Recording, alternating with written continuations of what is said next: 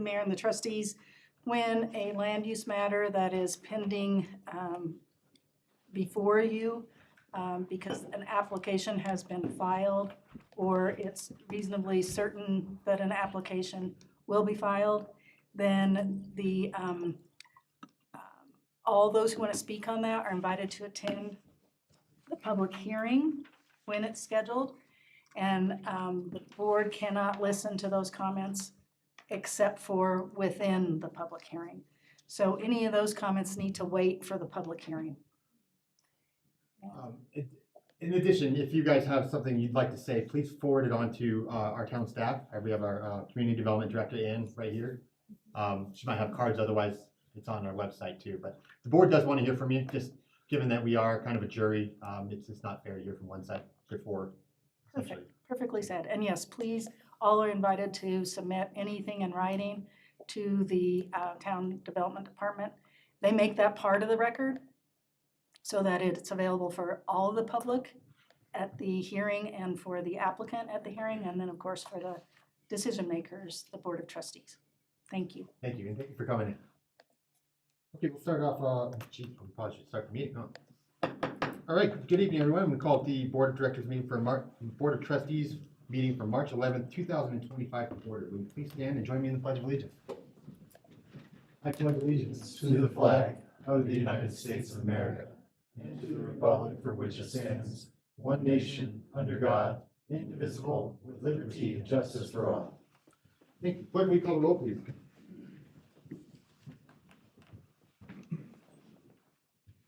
Mayor Karsbeck. Here. Mayor Pro Tem Murphy. Here. Trustee Hardy. Yes. Trustee Albrecht. Here. Trustee Wing. Here. Trustee Ayers. Here. Trustee Kurtz. Thank you. Next on our agenda is citizen participation. This is a chance for anyone in the audience tonight to speak to something that is not on tonight's agenda. We did have a couple signed up for the apartments. Other than that, we'll start off with Aaron Perry.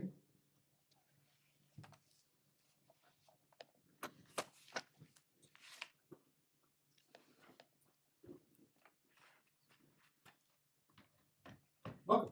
Hi. Aaron, I am off my game tonight, but you already know the drill. If you could come to the front, please state your name and address. Right. Aaron Perry, 325 Colorado Avenue. Although right now I'm gonna represent New Freedom at 250 Mountain Avenue, okay? So as you guys are probably aware, we as New Freedom are an outreach center, and we have done Lollipop Garden every year for a few years on Easter. And we rented the park from the town across the street from us. And up until this year, we've only paid $40 for the rental of the park. This year, it's $250. I understand that you have to make money as a town, but I would hope that we could maybe make it reasonable. It seems really expensive for an event that is for unity in our community. We don't charge anything, and it's for the benefit of the children. Of course, it is on Easter. We don't do Easter eggs, we do lollipops, but it is a nonprofit. We don't ask money, and it is for the benefit of bringing the community together. So I just would hope that we don't start thinking too much about money when it comes to our town, because that's what's got us in trouble in the past with, you know, and you guys have worked so hard for the respect that you do have with your community. I don't want you to lose it, you know what I'm saying? But hopefully you guys could give us a little break and help us out a little bit.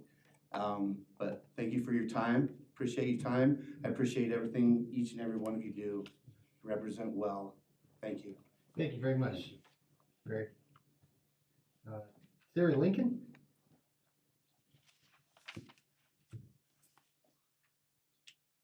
My name is Sarah Lincoln, and I live at 236 Highway 56. It's the home of Newell Farm Park.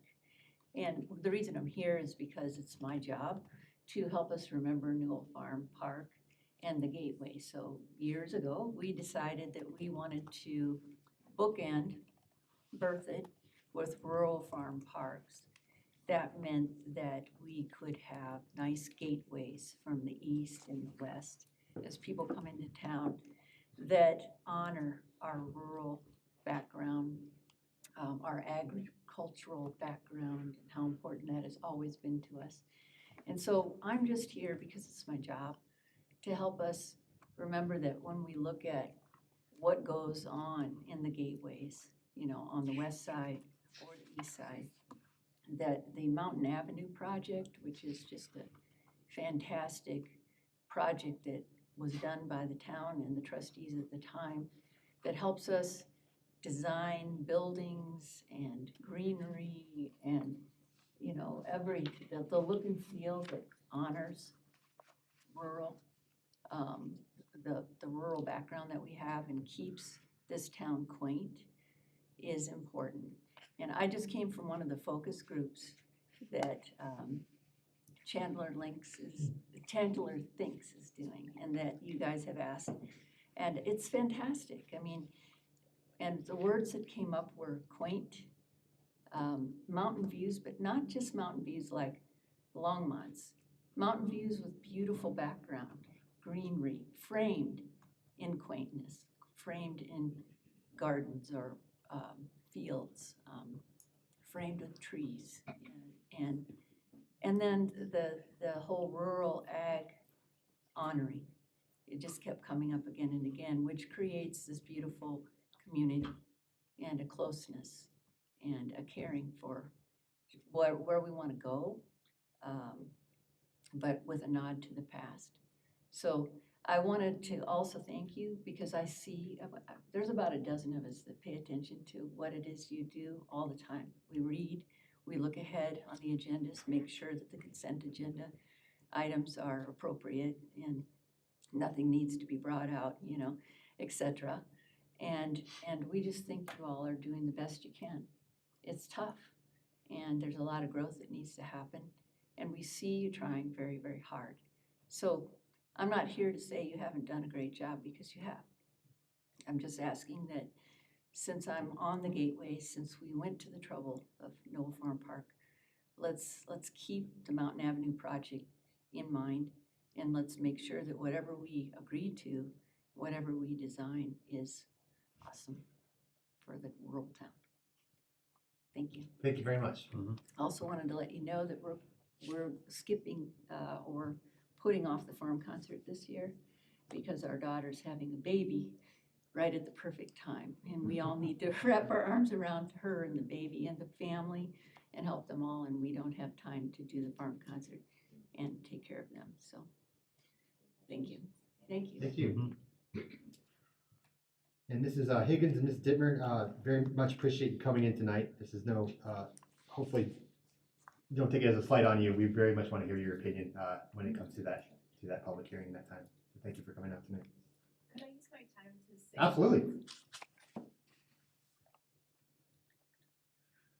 It's mostly just a question, but my name's Jessica Higgins and my address is 1303 Gateway Park Drive. What's the best way to hear about the hearing and to find out what time? Cool. Administrator Kirk? Notices typically get mailed out to properties within a certain distance that identify the hearing. It's also available on our website. Is there a And, time in which we're notified and then the actual hearing is? Like, does there have to be a 30-day notice or a week notice? 15 days. Typically 15 days before, so typically 2 weeks before. And what is the regulation on posting a sign in that field? That's what we were told to look for Mhm. for the hearing. So we were thinking we were going to be able to speak until that sign was posted. They have submitted an application. There is a code requirement to put a sign up for a pending development application. I don't know how that applies in the site plan context. It's 15 days prior. 15 days for prior to the these hearing. applications as well. It has not been posted anywhere, just so you all know. Yeah, so the hearing hasn't been scheduled yet. Oh, okay, they don't have to post it, the development company. The development company, is it all right if I? Yeah, please, yeah. We'll let this one be very loose. The sign will be posted 15 days prior to the public hearing. Okay. And surrounding property owners within 500 feet per Larimer County's records will be sent notice 15 days prior to the public hearing as well. The public hearing has not been scheduled. Okay, okay, that's helpful. Thank you very much. Thank you. That was Ms. Higgins, correct? Yes. Okay, thank you. Mrs. Dittmer, I didn't know if you wanted to, okay, thank you very much for coming in. Is there anyone else that wishes to speak that didn't have a chance to? Okay, thank you. Move on now to the regular agenda, and we'll start off with consent. Do trustees like anything removed from consent? I would, All right, and if we'll discuss it now. we'll just remove it first and then we can approve consent. C and D. All right, trustee Wing wants to remove items C and D. Anything else? I'd also like to remove E, please. Okay, and item E, anything else? All right, is there a motion to approve consent minus items C, D, and E? Motion. Trustee Wing has moved, is there a second? I'll second. All right, trustee Kurtz has seconded. I think we can, yes, quick, can we do a roll call vote on that? Trustee Wing, Yes. trustee Hardy, Yes. trustee Ayers, Yes. Mayor Pro Tem Murphy, Abstain.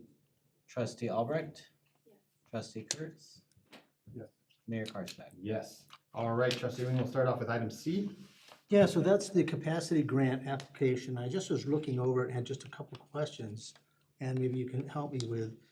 Number one, and you should digest this, but I couldn't make the difference between the total project cost and the grant on one page, and then the back page, it's different. So I didn't know if that was a different fund or what was going on there. And my bigger point, if I could, is on item number one, it said that the review process for developments to contain a minimum of 50% affordable attainable housing projects. Unless I'm totally misinterpreting that, that feels like it's almost impossible. Because earlier on it says we're looking for 3% annual kind of growth on affordable housing, then it jumps to 50%. I just couldn't quite make sense of that. So the 13 affordable housing units is a commitment that the town made to the state of Colorado when we signed on to Proposition 123. It has nothing to do with the grant request. It was just kind of setting the history on housing diversity. So the town, we got $100,460 for the housing diversity plan, which you're going to hear a draft of tonight. And then what we're going to ask for this local planning capacity grant is to take information from that first grant and then develop this workbook and process flow diagrams and look for grant money for water banking assets. And that grant, the project total is $52,000 for that grant request. And our match is 20% of that, so it came out to $10,000. So they're totally two separate things. They were, yeah, and Okay. I apologize if that was confusing. I was trying to just kind of set some background history on what we've done so far. And the 13 homes, 39 homes, units, kind of ties in with the Affordable Housing Fund. Those are correlated? Well, yeah, and it's not necessarily affordable housing, it can be attainable housing.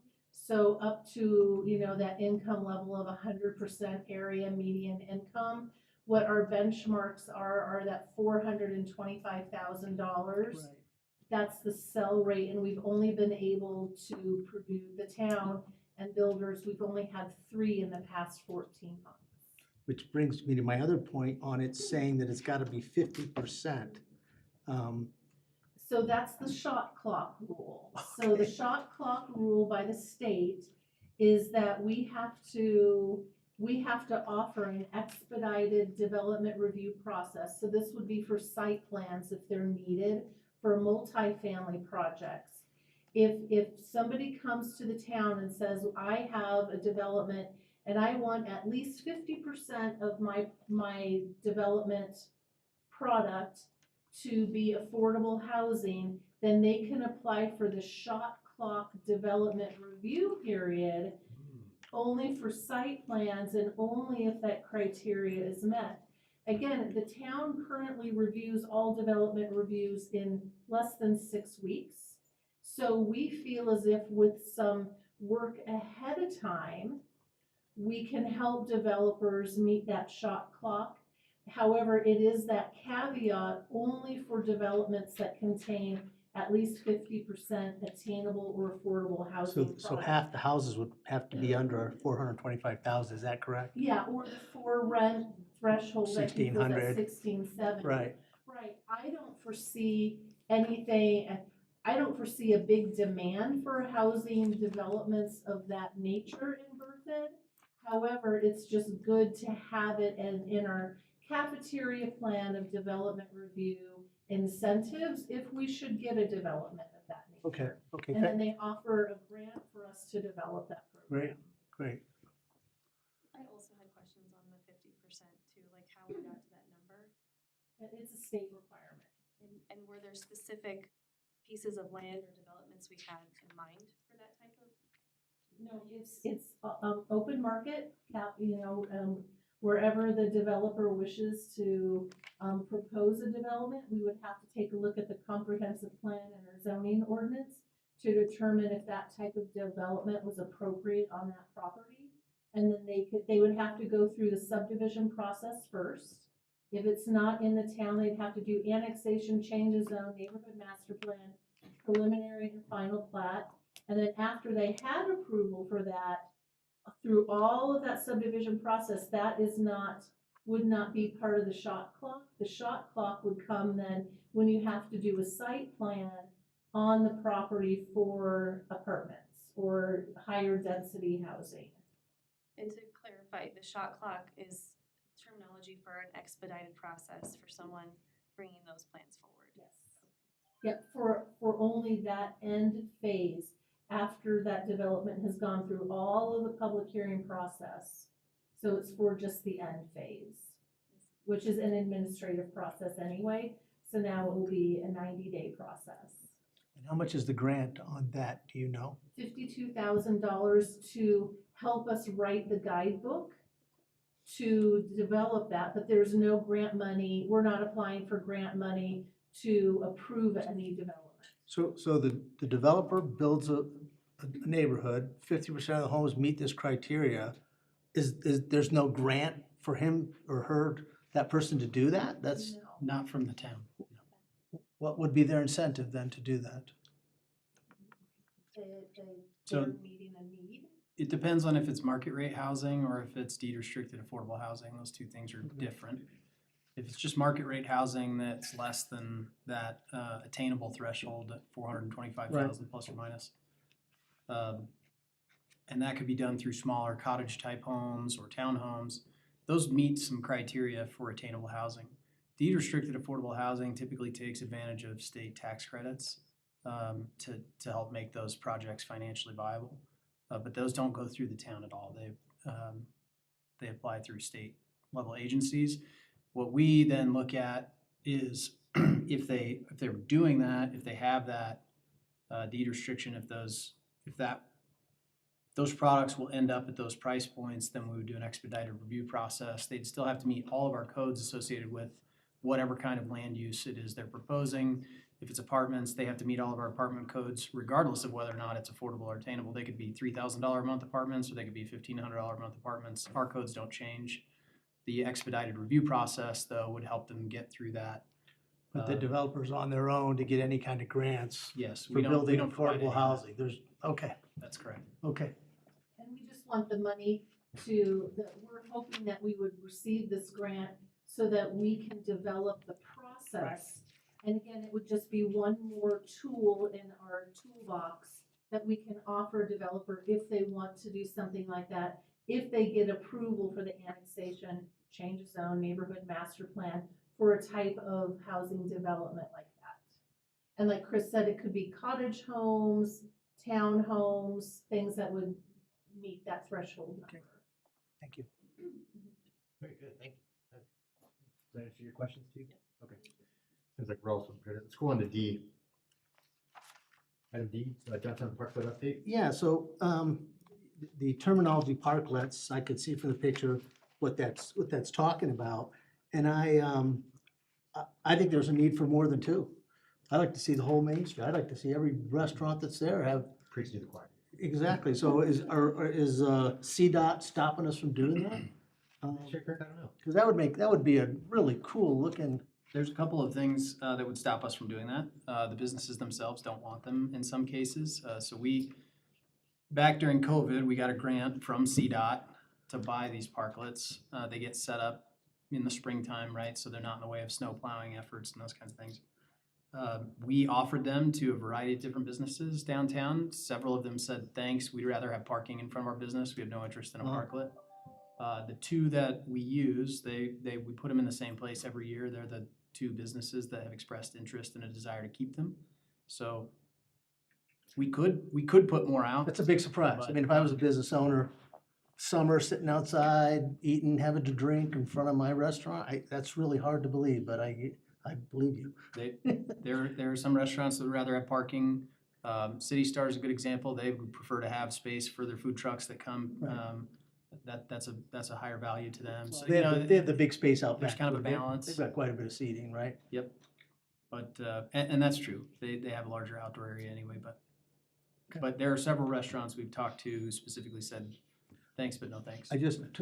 During COVID, there are towns across the whole country that took their main streets Yeah, and did the whole thing, and many of them never went back. They just kept it. Yeah. Yep, and it created they stopped traffic, not that we could do that, but it created a pretty cool vibe in those areas. And it is unique because because Main Street is also Highway 56 and CDOT controls access and permitting. We have to go through a permit process.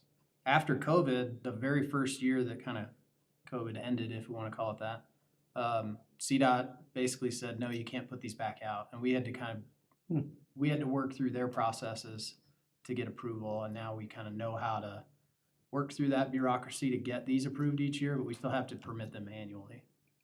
Thank you. If there was interest this year, I know that we can add it in next year, right? It's not, We could. not capped us or anything, right? No, we'd still have to get them permitted, and I don't know if CDOT would be comfortable with us permitting more. Part of that permitting process, we typically have to get permission from the adjacent business owners, even if it's not in front of that business. So Oh. there's some, I know a restaurant, but I know the neighbor doesn't want it. Okay, so that's probably why that that's restaurant's probably why they didn't get one yet. Okay. Thank you. Okay, sounds like we're supportive of that one too. Okay, let's move on to E. Land development next steps. I just wanted to briefly just touch on this and not get into the weeds, but this was an excellent report from staff on all the meetings we've had and the walk downtown. So thank you for trying to compile many people's viewpoints into one kind of document. So thank you. I just felt the need, and I know we said this when we did our tour downtown, but as we try to strive to create more codes to make our downtown beautiful and amazing, I definitely still want us to consider how we can apply our codes in a way that gives room and grace for unique and creative people that come into town that want to do something special that doesn't meet or qualify for those codes. I want to make sure that we create that warm and inviting environment to be creative and constructive so that our codes are not repelling business, it's actually increasing business and making it more palatable for people to do creative, improvements or ideas that don't already exist downtown. So thank you for putting this all together. I'm excited for what's going to come out of it. I just definitely I feel that sense of urgency to say, let's not overcode and restrict creativity. Yeah. Does that make any sense? So if a business someone wanted to come to town with a really out there idea on something, would they didn't meet this, would they come to you guys? And if it looked really awesome, it would come to us or planning? Yeah. We'll find a way to have things that are listed as land uses in our code. We help people every day try to figure out how best to make it work. And in instances where we felt like the code didn't allow it, they would have a variance opportunity. They could come and petition the board to allow a variance if the code just didn't allow it, or the town board could choose to modify the code and allow those kind of uses to move forward. So there are those opportunities. They're a little cumbersome, but I think that the point is valid. We certainly want to be business friendly where we can. Thank you. Thank you guys, appreciate it. All right, is there a motion to approve items C, D, and E on consent? I'll make a motion to approve C, D, and E on the consent. Thank you. Trustee Wing has moved. Is there a second? Trustee Albrecht has seconded. Clerk, can we have a roll call vote, please? Trustee Hardy, Yes. Mayor Pro Tem Murphy, Yes. Trustee Wing, Yes. Trustee Kurtz, Yes. Trustee Albrecht, Yes. Trustee Ayers, Yes. Mayor Karspeck. Yes, okay, thank you. Under regular agenda, item number 2, Arbor Day proclamation. We have our town forester in the room tonight, Forester Paul Furnace, to give us an introduction on Arbor Day. Great. Well, I'm here again. Thank you. Introducing Arbor Day for our 42nd year, at least recorded 42nd year, celebrating Arbor Day here in town. This year, I just wanted to, tell you all where it is and what it's all about this year. We are planting it at Pioneer Park this year. We've actually got 7 planting spots picked out. In the past, we've only gotten 1 large tree. We're actually hoping to get more of the community involved in actually planting each tree. So we're getting smaller trees and having a lot more of them so we can hopefully get the community more involved in our plantings. Recognition of Arbor Day is actually one of the Tree City requirements, as well as having an established tree committee or board, having at least a $2 per capita budget for forestry, and having a 24/7 tree care ordinance. So recognizing Arbor Day helps us achieve our Tree City USA recognition year after year. We'll also have some raffle prizes. We're always trying to incentivize people to come join us. This year we're planting 7 maples, 2 different varieties on the kind of the northeast side of Old Pioneer Park. And of course, there'll be refreshments, and just starting to spool up sending out invites now. So I brought a copy of the proclamation for 2025. I don't know if you have a copy. I have one too. Thank you. Okay. Well, yeah. Any questions for me? Any questions, Trustee? Now, one question. Yeah. Over the years, a lot of homeowners associations who control the type of trees in neighborhoods have done away with maples. Mhm. I don't know if that's because they have huge roots and they come to the top, but I just was curious when I heard you say maples. Yeah, so actually we picked maples this year specifically because a lot of these developers are working more towards more eastern varieties of maples that tend to struggle out here in western soils and the soil chemistry out here. And so we wanted to choose these 2 varieties are more western maples that are maybe a little shy of some characteristics of these eastern maples, but we still want to put them out there as a demonstration that there are still some good western varieties of maples that still stand up to their eastern cousins, and yeah. Great, thank you. Other questions? Awesome. I'm going to go ahead and read this, annually read this out loud. Thank you very much. The proclamation for Arbor Day 2025, whereas in 1872, J. Sterling Morton proposed to the Nebraska Board of Agriculture that a special day be set aside for the planting of trees, and this holiday, called Arbor Day, was first observed with the planting of more than 1 million trees in Nebraska. And Arbor Day is now observed throughout the United States and the world, and trees can reduce the erosion of our precious topsoil by wind and water, cut heating and cooling costs, moderate the temperature, clean the air, produce life-giving oxygen, and provide habitat for wildlife. And whereas trees are a renewable resource, giving us paper, wood for our homes, fuel for our fires, and countless other wood products. And whereas trees in our town increase property values, enhance the economic vitality of business areas, and beautify our community. And whereas trees, wherever they are planted, are a source of joy and spiritual renewal. And now, therefore, I, William Karspeck, Mayor of the Town of Berthoud, on behalf of the Board of Trustees, do hereby proclaim Saturday, April 26, 2025, as Arbor Day in the Town of Berthoud. Given under my hand in these free United States and the Town of Berthoud on this 11th day of March 2025, and to which I have caused the seal of the Town of Berthoud to be affixed and have made this proclamation public. Go ahead and sign this.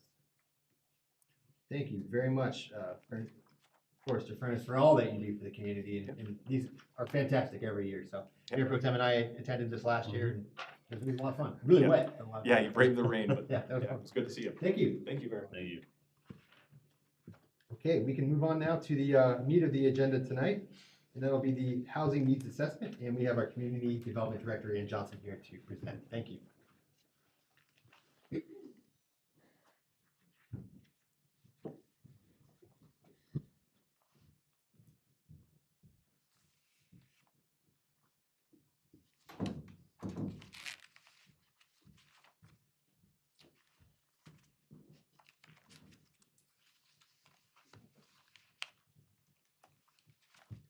Alrighty, thank you, Mayor Karspeck and members of the Town Board of Trustees. So tonight we're going to share with you the first draft of the Housing Diversity Plan with initial findings for the action items as well as input received from the community through survey, through participation in some community events. And we just want to bring you up to speed. Mayor Pro Tem Murphy and Trustee Hardy have been attending the meetings. We also have members in the audience who are all on the Housing Steering Committee. We have Planning Commission Chairperson Anderson. We have Commissioner Mark Brody, and then we have Tiffany Brody, who's the Executive Director of the Berthoud Habitat for Humanity. There have been a lot of hours contributed towards getting here tonight, and you can see the planning commissioners, trustees, and local partners who have been participating through this project. So just a recap on how we got here is in the comprehensive plan, it talks about diversified housing and neighborhoods and having thriving businesses. That is part of a vision statement in the comprehensive plan. And then part of the community vision also talks about diversified housing in the community vision. In that vision statement, achievable goals is housing diversity, goal number 5. And then there are key strategies, all in the comprehensive plan. So we are not straying away from that vision that you all established a few years ago. And then how we got here again today. So in 2022, the Colorado voters voted to fund the State Affordable Housing Fund.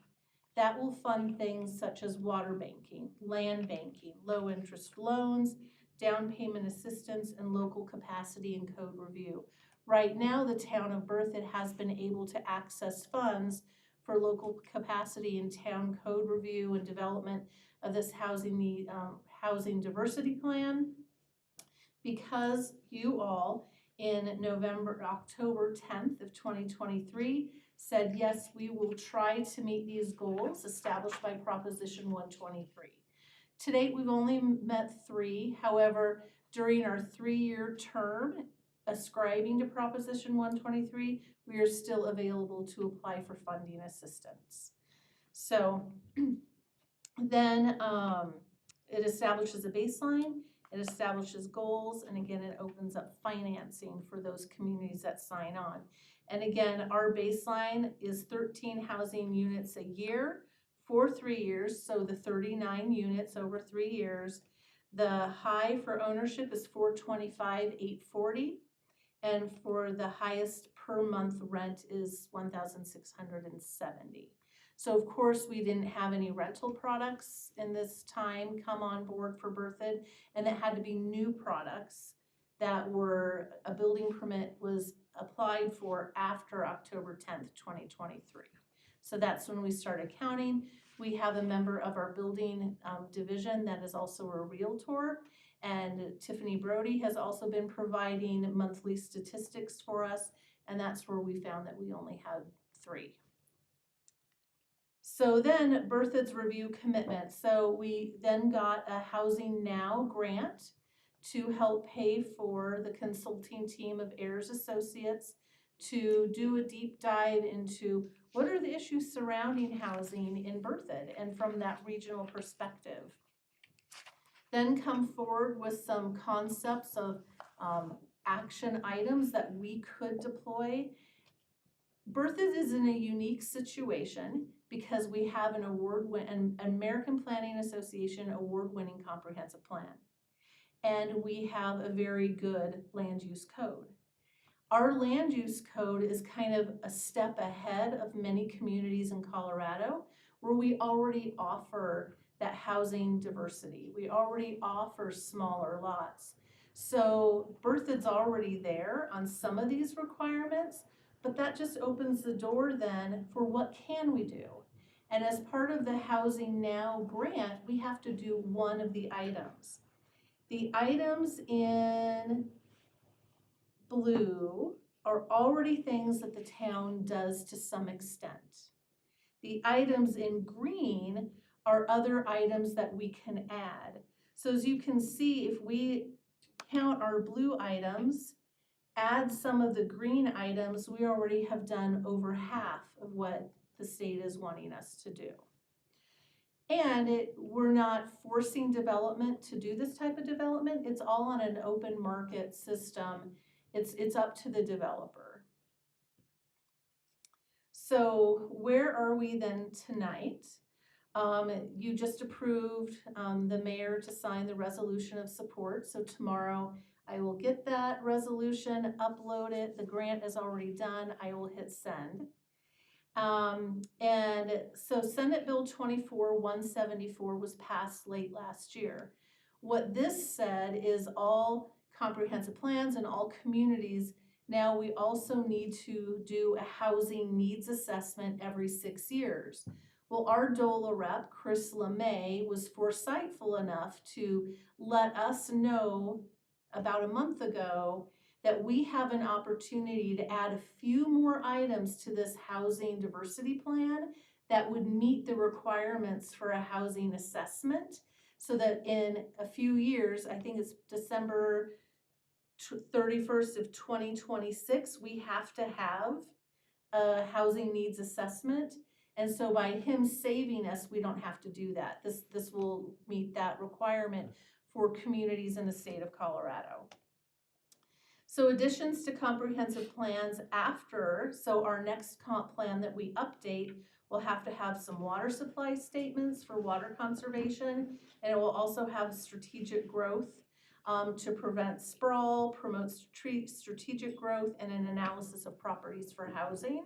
That will be a requirement per the state for our next comprehensive plan. But that's years out, so we don't have to worry about it. We just have to remember to do it. Then this local capacity grant that we're gonna go through tonight. Oh no, it's that expedited site plan process. And then I've also thrown in some funding to help us find funding for land and water banking opportunities. So where we are now tonight, we have two individuals, two professionals. We have Carlin Vossen from Ayers Associates, and we also have Angela Snyder. Both have been planners. Carlin has worked for DOLA before.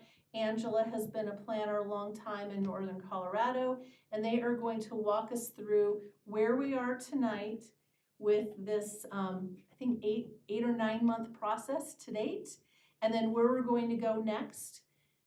After tonight, this then goes back to the steering committee, and then within, I think, 6 weeks, it's going to come back to you for the final product.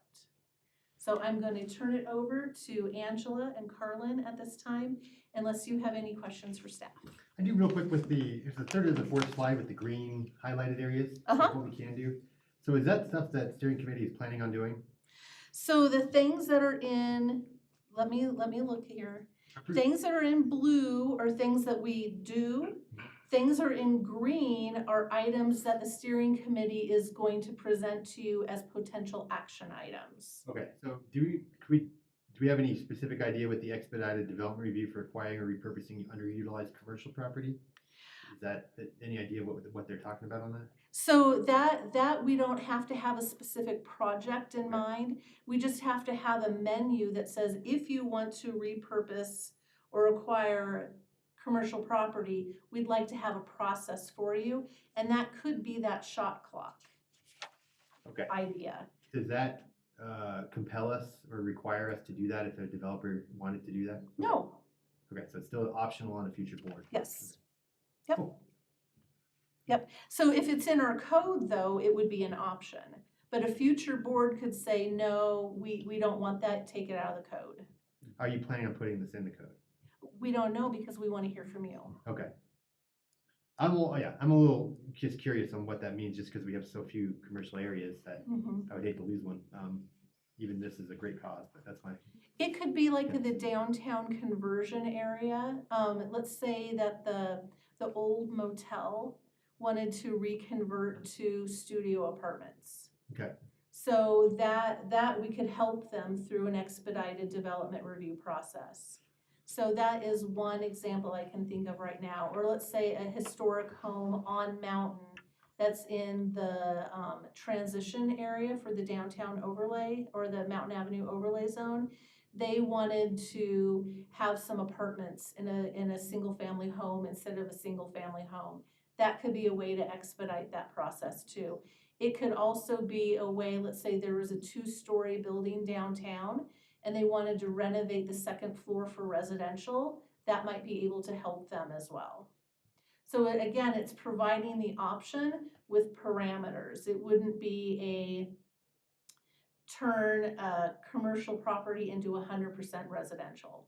We'd still want to have commercial on the first floor, and they would still have to meet, like Chris was saying earlier, they'd still have to meet the Mountain Avenue overlay zoning requirements. They'd still have to meet the comprehensive plan requirements. So those are the base requirements, and then this would just be a process. If you say you're gonna meet that, then here's what we can do for you to make it go quicker. Thank you. I have a quick question too, just, so I saw water mentioned a couple times and just, I think, I can intellectualize the connection, but I just thought I'd ask you to maybe talk about it a little bit. It's, the water supply statement, water conservation says the idea that there would be some sort of reduction in impact fees or tap fees and, as those homes quote operate and are lived in, their water use would be less, so the monthly bills would be less. Is that kind of the connection into housing assessment? Yeah, so 2 things. In all comprehensive plans moving forward, you have to have a water conservation element in the comprehensive plan, regardless of the type of development. So that's that water conservation component, just to comprehensive plans in general. Then what one of the items that will be presented to you this evening is a water bank. So that would be the town could go out, and if we could find a funding source, we could go out and acquire water, like CBT units, whatever water, on the open market and put that aside in a fund by using state-supported funds to acquire that money that sits in a special account, bank, whatever you want to call it, that can be used for affordable housing only. So that could help offset the costs of bringing raw water for a project, for offset some of our water fees when we do Ordinance 847, which discounts fees for Habitat for Humanity, for example. Then that fund could be used where we could always say you don't have to pay that cash in lieu of water dedication. We have this bank where in essence the town could also be made whole. Because every time we waive that cash in lieu fee, we're taking away from our portfolio. So that would be a way to make our portfolio whole, and we can still offer incentives to have attainable and affordable housing. Yep, so two different things. And can I clarify on that point? And it's highlighted in green on this bullet point. So where are we already in process with that? And what does our current plan already highlight for? Yep, so the land donation acquisition banking program in green, that means we want to do it. Blue is what we're already doing to some degree. Yeah, and if I mixed up the colors previously, I'm sorry. No, it's good to know where we're at with that. Thank you. Yep, blue is yes, green is we're going to be presenting that to you. All right, thank you. Okay. So this button here forwards the slides. Thank you. Welcome. Hello, good evening. Thanks for having us. We've been, as Ann mentioned, we've been working on this project since the summer, and are excited to bring it forward and bring you up to speed on the project. So a brief agenda is I'll spend probably about 20-25 minutes going through just high-level aspects of the plan. A draft was included in the packet, so you have that, and that of course has much more detail. As was mentioned, there are specific DOLA requirements for what a housing needs assessment needs to be now. So we will be going back through and adding some of those items, but it's pretty comprehensive based on what those requirements are. So we'll talk about engagement, some of the findings, support systems, and then spend the majority of the time going through the strategies and recommendations that the steering committee has been prioritizing. We were already introduced, but this is the team that's been working on it. Angela and I are here today, planners, and Josh has been the lead. And then we also had an economic development specialist on the team. So this was the basic timeline and the deliverables for the project. Starting with baseline data, gathering the data, community engagement, stakeholder meetings, to really get a sense for where, what the current situation is in Berthoud. And then looking at the code, the policies, starting to talk about the strategies that could fit, what is right for Berthoud, and really working with the steering committee on those ideas and presenting some and taking some off and just continuing to refine that and ask a lot of questions about what might be things that Berthoud would want to pursue. And now we're in sort of that final phase. As mentioned, we're here tonight to bring you up to speed, and then we'll be going back to the steering committee for final changes, sort of last call, and then we'll be bringing it back to you. And we invite you also, so you have a copy of the draft, and we invite you to provide comments back to us in the next week if you'd like to see any adjustments or just have further questions. So we started the engagement process back in the summer. First with stakeholder meetings, we gathered different groups, including developers, nonprofits, talked to the staff, really all about what they're seeing, what they're hearing related to housing in Berthoud. And then we also attended 2 community events, including Oktoberfest, which was a lot of fun, where people love to talk about housing. We talked to many residents, and they were very interested. We had boards to talk about housing preferences and just, to ask questions, and also to do quite a bit of education on, what is affordable housing. Unfortunately, a lot of words get thrown around, and really there's just a need for education around what that is. And these are all people in our community. And unfortunately, the history of subsidized housing and Section 8, those are the immediate things that come to mind. So we did a lot of discussions with community members on that. And we also did the housing survey, which was open for about 20 days, and we got great response, 365 responses. And that also is available in the full report with all of the information if you're interested in looking at that. So what we heard, this is in great detail, but just at a high level, the housing strategies that we heard a lot about are more around, needing the variety of types of housing and the size of housing, concerns that there weren't enough sort of smaller home options that would appeal to new homeowners, people trying to get into the market, new couples, young families, and that would be at a price point that would allow them to get into.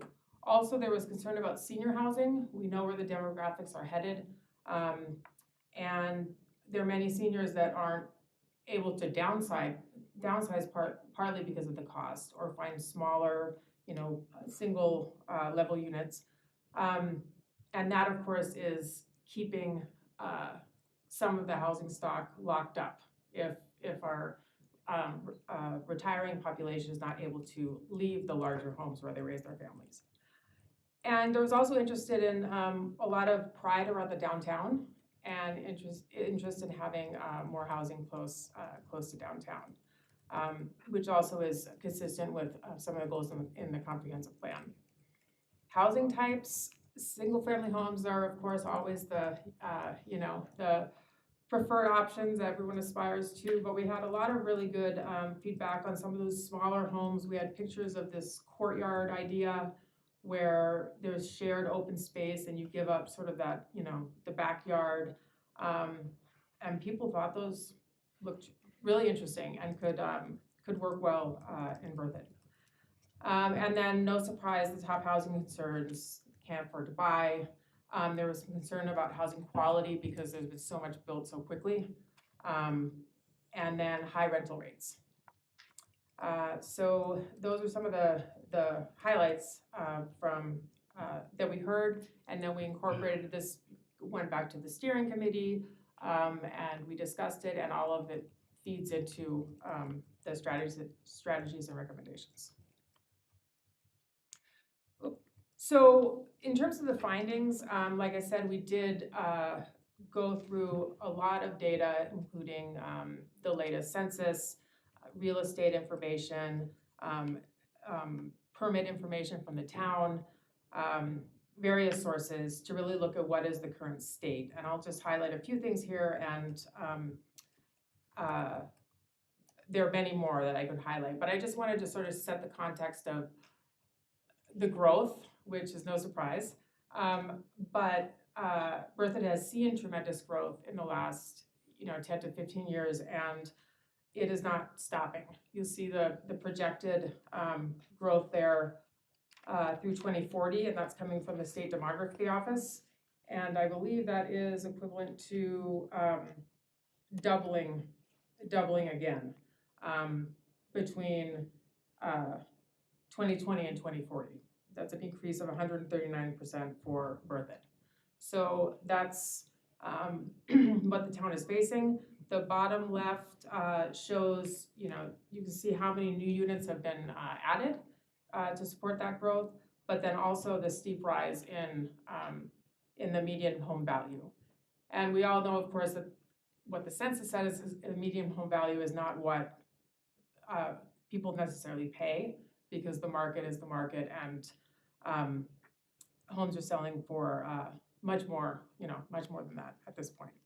So more housing units have certainly been added. 88% are owner occupied. We've seen a decrease in the available rental units, which is causing that market also to rise in cost. Median age 38.5, and over the last 15 or 20 years, we're just like the rest of the nation, we're seeing that senior population increase. The home top right, those are, we pulled sales from the last 12 months to see what is happening, again, the difference between the value and the price. And you can see sort of the breakdown of what has been selling. And this is showing that 39% of the homes that sold in the last 12 months sold for over $600,000. And again, we know that number for the Prop 123 is 425. We do have quite a few in that 450 and above, but we're seeing an increase in the million plus at 11% in the last 12 months. So going from there into the income and affordability here, the Berthoud's 2022 median household income was $107,000. And you'll see that the income distribution has changed in the last 5 years, and we have a larger proportion of the population with higher incomes. However, the chart with the little people and the table at the bottom gets into area median income, and you may not be familiar with that, but that is the HUD breakdown. They release this every year, and it is used. It's one of the tools that's used to determine if if households qualify for some type of subsidized housing. But it's also a really good tool to help educate and see really where the community falls in terms of income and what can people afford. So the top left is actually showing what, according to HUD, these are Berthoud numbers, is considered the range from low income to extremely low income. And you'll see that the income for a family, and it also depends on the household size, of course. So for a family of 4, and this is pre-tax income, a family of four is considered low income if their income is 95,000, up to 95,000. That can be a little startling to see that number. You know, when people, when the terms low income, affordable, are used. A two-person household, 76,000.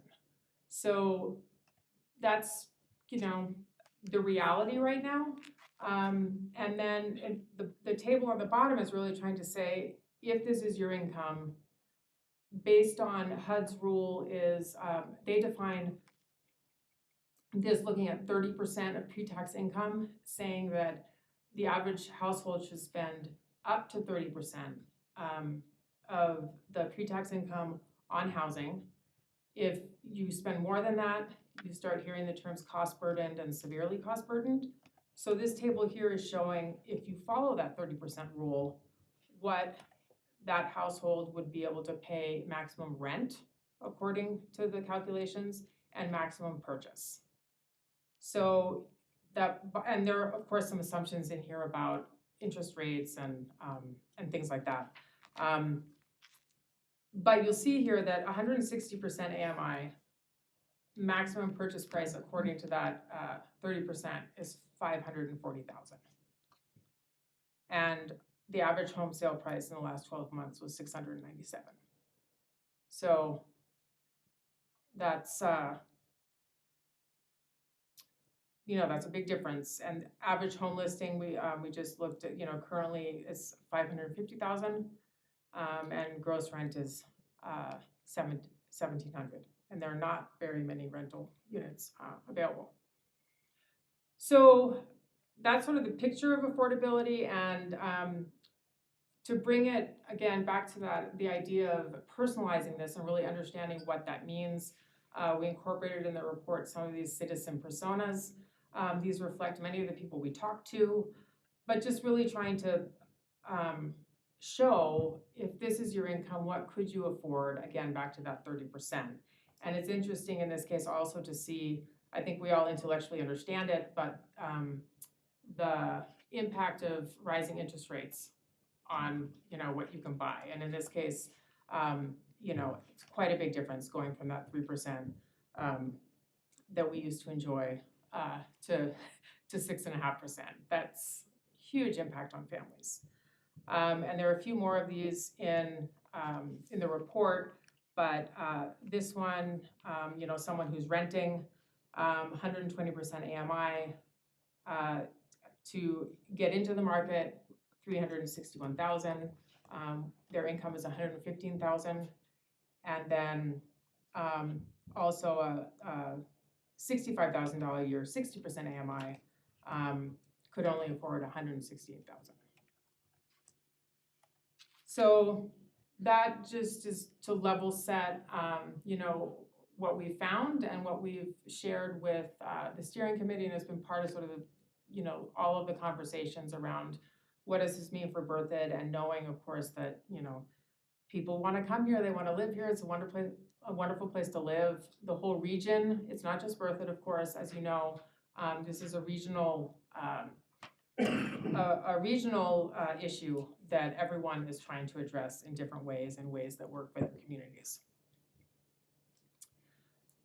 So before jumping into the strategies and recommendations, I just wanted to quickly touch on this support systems assessment. This is one of the requirements for the housing needs assessment, to really look at, when we're talking about affordable and attainable housing, just do sort of an inventory of existing services that exist for families or individuals that may be struggling a little bit, and what may be some of the gaps. So we touched on all the great work that Habitat Humanity has done for the community, with 20 homes already and projects underway now. And then Berthoud does not have a public housing authority, as you know, but Fort Collins, Loveland, and Longmont do. None of those projects are in Berthoud. And through this process, I just want to mention that creating a Berthoud Public Housing Authority has not been considered by the steering committee, but they've been great partners, and they could be potential future resources. in terms of supportive services like rent and utility assistance, there are quite a few programs, primarily in, Fort Collins, Loveland. So people that might need that here might not know, they might be eligible for it but may not know about it. And the public transportation options, there are several options for seniors, but for folks struggling with transportation, they might have a hard time getting to those services. So just, some recommendations and things to consider going forward. So now we're gonna get into the strategies. And these, like I've mentioned, there are many, many tools that, that towns and cities use to address housing challenges. And it's a matter of what fits for the community. And we've had robust discussions with the steering committee about the strategies, and then of course bringing the data along with it, as well as what we heard from the community. So just a couple weeks ago, we had a lengthy work session with the steering committee where we had identified some strategies and a list of strategies, and then they ended up breaking down and looking at it a little bit differently, breaking down sort of what are the near-term strategies or quick wins to get moving forward on this issue, because some of these just feel daunting and they take a lot of time, and they want to make sure that we're able to, move the needle. So on the left are the near-term strategies that have been prioritized. On the right are the long-term strategies. And so I'm going to go in and briefly describe each one, and then we'll open it up for discussion and questions. And we'd really like to hear your feedback on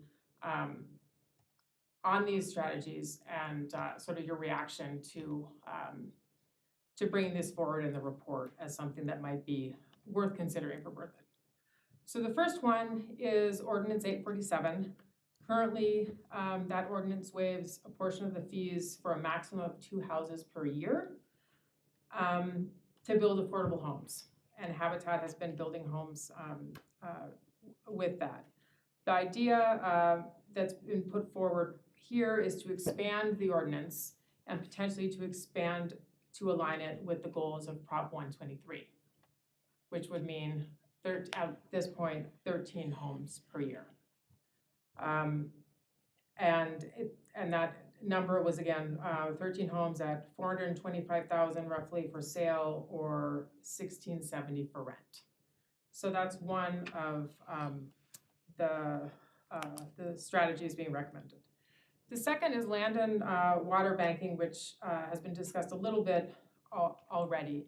That is a very big strategy, but an important one that the committee felt that there was a way to break it down and sort of get started and do a lot of research needs to be done to see how there are many different ways to do this. And so in the near term, it was about doing research. But just to briefly talk about what it is, it's an organizational structure where you acquire, hold, manage, or redevelop property to increase your capacity to develop affordable housing or to stabilize property values. And you can incorporate water banking, like was mentioned earlier, by buying water, acquiring land with secure water rights, or sort of strategically developing the water resources alongside the land holdings. And these structures can be government-supported, quasi-governmental, or nonprofit. There are a lot of different ways to structure these. But local governments would, help, whatever the structure is, to work to identify the land for housing. And then normally you acquire it, you hold it, you're trying to hold on to that lower, buy it at a lower price, develop it later, or even sell the land later and use that profit to put into affordable housing. You have examples nearby, Fort Collins does that and has a pretty robust land bank that they've had for a while. So this one, again, the initial is to think about starting that research, looking at neighboring communities, how did they do it, pros and cons, all of the sort of the analysis to figure out what might be potentially a solution for Berthoud. The third one is looking at the code and encouraging diversity requirements. Berthoud has, one of the things that we did through this process was to do a code audit and look at the code. Berthoud's code is well ahead of others, and it was almost hard to find things that we that we needed to adjust because you know, after the comprehensive plan that had housing, you know, those housing strategies that Ann went through earlier, you know, diversity, many changes have been made and or already incorporated in the code. So, you know, it's well on its way. And what we found is there just might be a few tweaks to make it stronger. And one of the ones that we've identified is the diversity requirements. This is in the design pieces that it based on the number of homes that are being built in the development. You have to build 1, 2, 3, or 4 housing types. So if you're a larger development, depending on the number of homes, you might have to build 2 different types. That could be single family and, you know, duplexes or single family townhome, whatever mix that is. And if you're larger, you have to do 3. What it doesn't do though is talk about a percentage of those that you have to build and look at what the breakdown should be. So the suggestion is that that be looked at to based on the size of the development. Are we saying, you know, if there are 2 types, is it, you know, 20/80 or is it 25/75 or just, you know, looking at what the percentage would be, because then that would naturally provide those additional types that we've heard, you know, people are really looking for different sizes, different types of homes. So that is one strategy that seems that, you know, had a lot of support.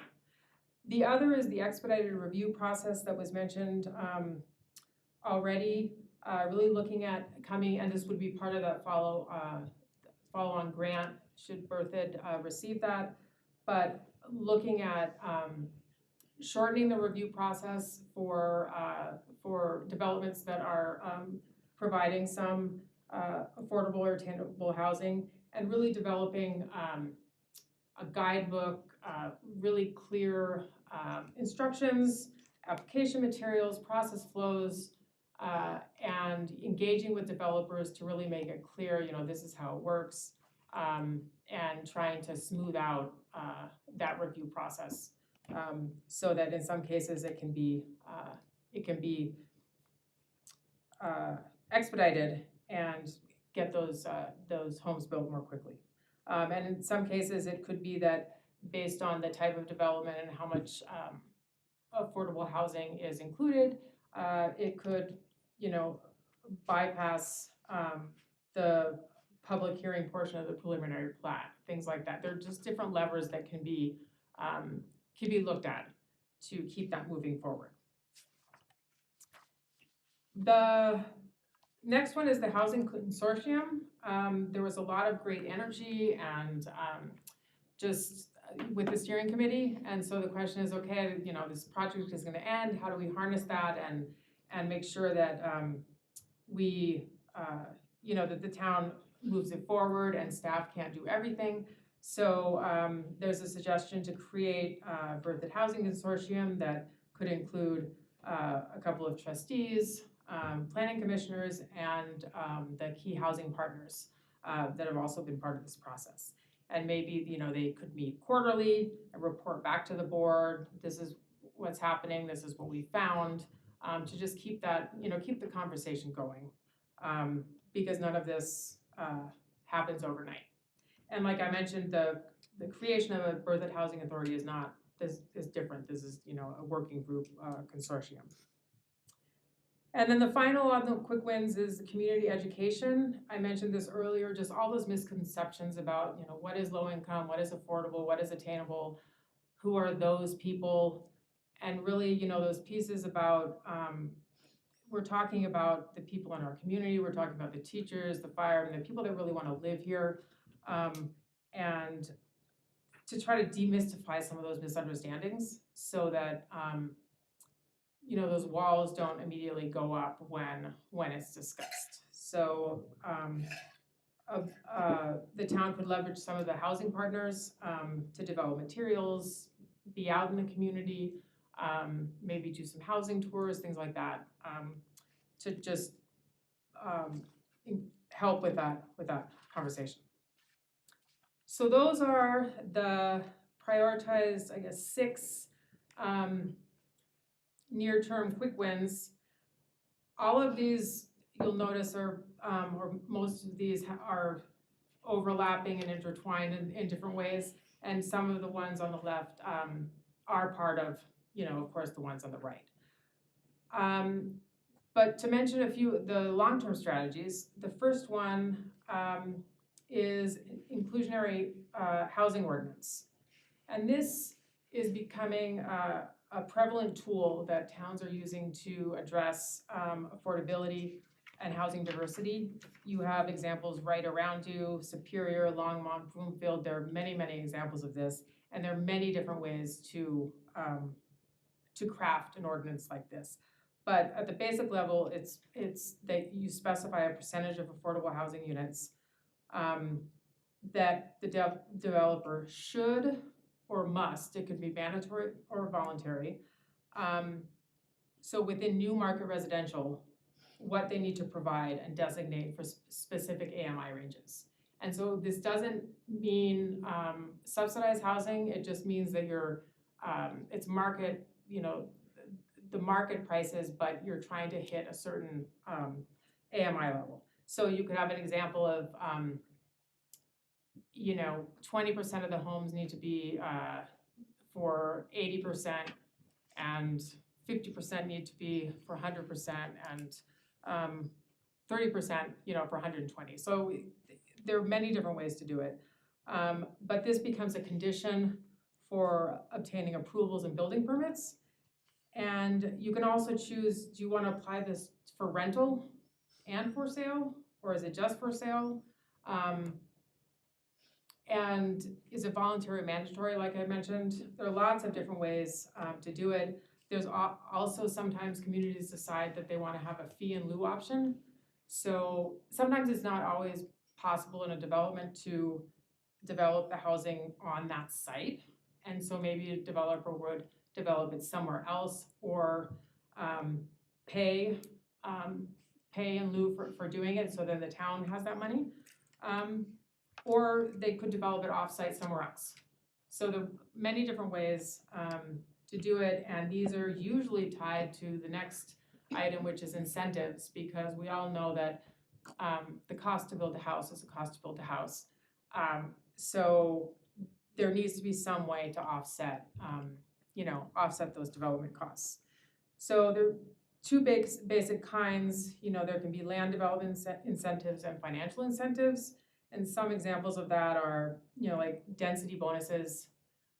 If you develop a certain percentage of affordable units at whatever level you set, you can build more or smaller lots. You can increase your building height, reduce setbacks, landscaping, parking often, more in cities, but you know, the parking comes up often as an incentive. To not have to provide as much parking, or any parking, is becoming more popular in large cities. So many different things in sort of in the code that you could make more flexible to incentivize that, and that makes it less expensive for the developer. There are also financial incentives like fee waivers, deferrals, subsidies for impact fees, you know, water, offsets for the cash in lieu, different things that just bring, bring that cost down. And all of these, you could do it to award it on these incentives on a case-by-case basis, or to projects that meet specific criteria.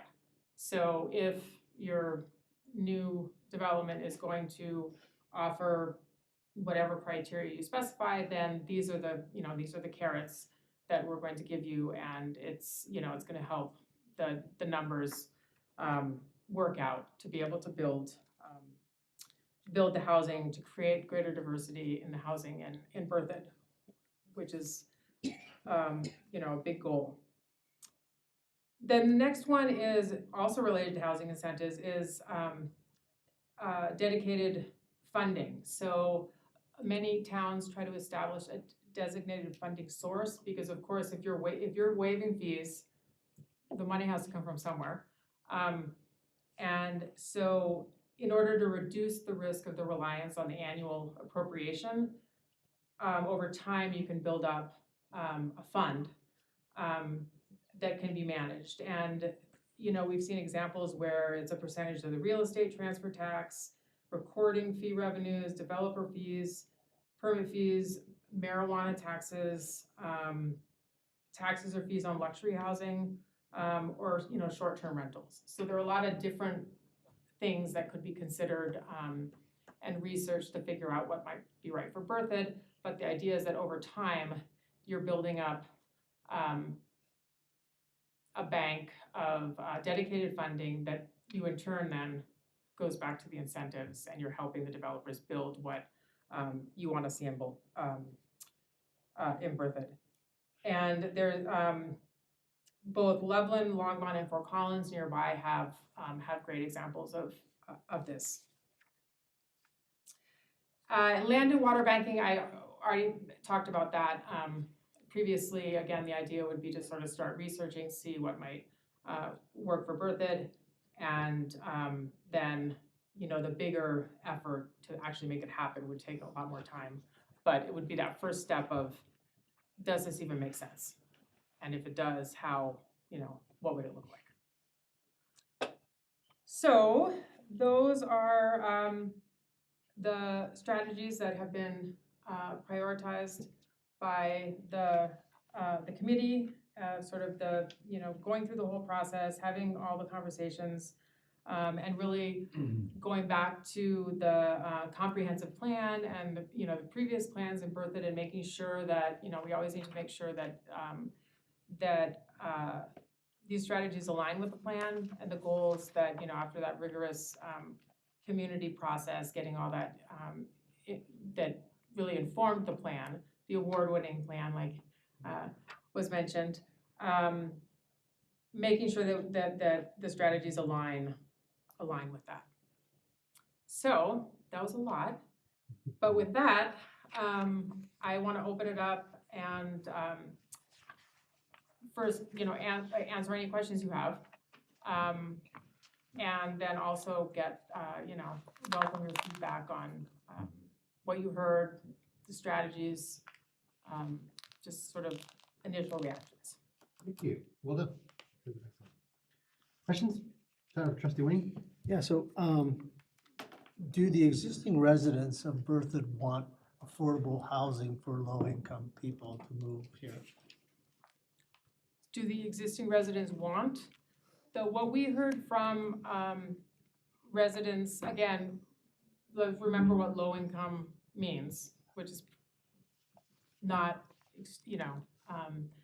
not the wraparound supportive services, when we think about people who are close to, homelessness.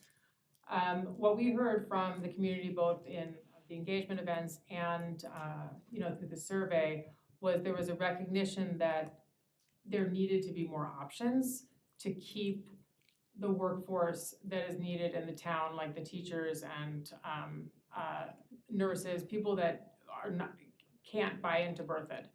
And it was felt that this wasn't everyone, but there was definitely a recognition that it's a problem, and that it's a question of how it's done. It needs to be right for Berthoud, but that, they wanted that diversity and to be able to provide, more options for, we heard stories about, adult children living with their parents. There's no way that they could buy a home or actually even rent. When are they gonna be able to leave? Or, the sentiment of, the growing children that can't stay in Berthoud, even if they wanted to stay, they would be pushed out. So that recognition that, there needs to be more variety for people to move into. And And one of- and one if of I the- can say something, is that all right? Sure. So low-income housing is voucher housing or section 6 housing, and that's that area median income of 40% or less. What we've been focusing on is the 40 to 80, which is affordable housing, which could be somebody making 50 to 90,000 a year. And then attainable housing, which is the 80 to 120% AMI, which can go up to $115,000 a year income. So we've been focusing on affordable and attainable, and we know that organizations such as housing authorities are the ones that come in and help with that 40% AMI and lower. So we just want to make sure that there's that designation and that understanding of what we're really talking about. And those incomes you just mentioned, though, if I'm not mistaken, on the slide we saw, they did fall into low income, right? Which here nor there, it's a fact, the numbers Right. that you just quoted were labeled as low income. Are those labeled low income? If or you are go to those that labeled- one slide, you The- don't have to, but So which are we looking at? it's that color-coded one. We're right being there. hypersensitive about To the language. the Yeah. terminology, because we want to make sure that the community knows this entire study is not about Section 8 and voucher Yeah, housing. but again, I'm not, Okay. I'm just calling out the facts. The facts are the numbers here, these are low income and they're all in the dollar amount you just, but that really wasn't my point. I mean, No, I think your point is valid. There's a distinction here between income and housing. So when we say affordable or attainable, we're talking about the housing side. People that fall into that low income category would qualify for affordable or attainable housing. Does that make sense? yeah, except they can't afford the houses, but yeah. So here's where I was going with that. So you called out an example of several towns, and I'd say within 15 to 20 miles of us, there are massive projects going on that are multifamily, right? You go on Highway Colorado 7, I don't know if that's technically Broomfield or something else, but that's just this avenue of multifamily, massive. I mean, they're almost towns in and of themselves, right? You go out on I-25 a little bit north, you see them. King Soopers in Loveland just did a 200 to 300 to 400 unit complex. It's everywhere. Everywhere you drive, these massive multi-unit towns are cropping up. Why don't we have any in Berthoud? So the permits that we looked at, for the last, several years, they were all for single family and single family attached and detached, so duplexes. Yeah. There have not been any new multifamily. So the question's why, So- right? Why? I mean, I'm happy to take a stab at it. developers. Ann's welcome to disagree with me. One, because nobody's chosen to build any. So I mean, Yeah. purely from a market standpoint, nobody's come and approached the town. So that would go about back to the why though, right? Because they're building them everywhere else around Well, us, thousands and thousands.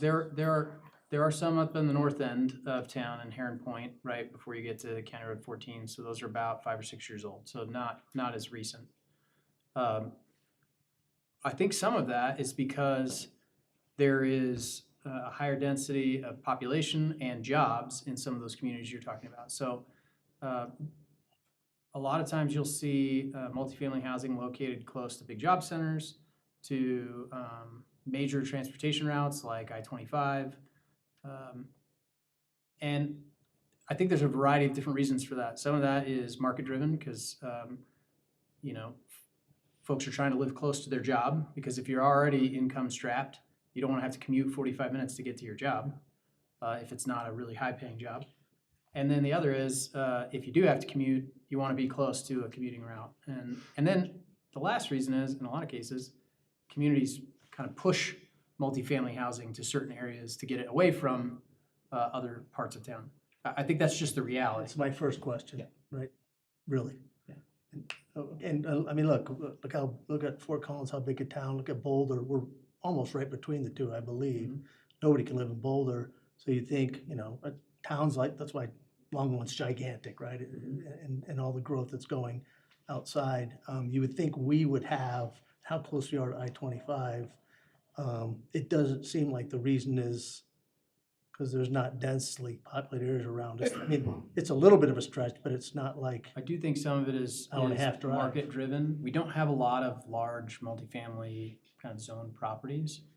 And then in the context of large subdivisions, what you see like Vantage or Heritage Ridge or Heron Lakes or Prairie Star, in areas where there's these very large subdivisions, we require a variety of different housing types. The developers choose not to include multifamily. They would rather do townhomes or duplexes, or some of that is a community-driven decision in terms of like, we want a certain type of community, and so we don't want to add apartments. And some is because they also know they can sell those duplex and townhome lots at a pretty solid price, and there's a high demand for them. And so, in the context of our code, they're not obligated to build multifamily, and we just don't have a lot of properties that are kind of zoned for that. so it really, my questions were leading somewhere, is coming back to your whole thing is, so we haven't done it. This is, I think, to help us do it. A whole bunch of other places all around us are doing it super aggressively. And so you kind of go, okay, looking at your strategies, I'm kind of looking at those going, how does that come to life? And I was struggling with that. I'm like, building 3 units isn't going to solve our problem. And so how do you see the reality of this actually coming to life? And then I have one other point. I just was thinking as we were sitting here, have you ever heard of a town actually partnering with a developer and the town building the units and then selling them to people and just have someone build it? So, and then you sell it essentially at your cost with no profit. You just recoup the thing. And I'm just wondering, and again, this is all tying into, we're not doing it here. It's not happening. So do we really need to be, as a town, go to that next level and go, we're gonna build 200 units and we're gonna buy the land, which maybe we could get extremely reasonable. We work with the builder, we build it at cost. Maybe we can help ourselves subsidize the water taps, which are a big part of the expense and the bureaucracy. And so we can almost create some affordable housing by taking a very proactive government role in that. And you're nodding your head yes. Have you heard of that happening? Angela Snyder Ayers. So we see this more commonly in some of our mountain resort towns that they're in a desperate situation for trying to keep their town staff and their teachers and whatnot. So, for example, in Grand Lake, they require that any developer to give them 15% of the lots. It's like a park dedication. You have to give them the lots, The land, the space? the land. So it seems like Grand Lake is smoking right now. Like they're building thousands and thousands and thousands and thousands of homes up there. More like Granby, they're building some, not thousands in Grand Lake. The ranch, Grand Lake and Granby, I'm combining the two. Right. Grand Lake not quite going as gangbusters as Granby, just because they're pinched No, into a Granby's little building valley 5,000 unit and it's neighborhoods. a little bit wider down by Granby, but they do require that, and then if someone's building a new house there, they can do the cash in lieu, like Harlan said, so then they have to pay a certain fee for the affordable housing, and then that goes into their bank, and then they'll buy land, or they'll use that money to build the houses. So then they directly hire the builders and they hire the architects themselves. Yes. And then they sell it like Trustee Wing was saying at cost. Or Or below. in their, They're not trying in to what make they're money. doing right now, they're Right. actually renting it out to people who apply. No selling is renting it. Yeah. So they're kind of their own housing authority then too. They're Right. their own landlord. And they don't have a housing authority, it's just the town Really? doing it.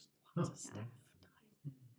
So it's an, I mean, Very I've seen so many different options. That is like a simple way of like, no, just give us the lots, we'll figure it out. But On a then case-by-case you basis. do that, and you, I mean, again, I can get off this, but you build make it a 100-unit complex. You sell them as affordable housing. You don't have a metro district, so you don't double people's property taxes. And then you skin the cat a few other ways to make and the other thing we're kind of dancing around, and when and if it ever comes back. But right, interest rates go back to 3.5, all of a sudden you can afford twice the house. Right, so how much of that solves a big, huge part of this problem?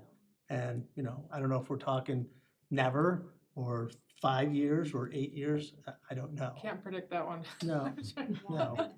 Yeah, that's where I brought up examples in previous meetings. I don't know if it was in this room or steering committee meeting.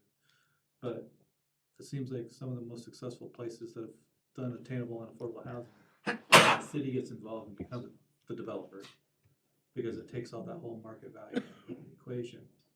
But that's if, do you as a town, is that right for the town to become a developer to do these types of housing? So some of the other things is like, okay, how do we get this cash in lieu? And some of the things I brought up was we had a good discussion about metro districts.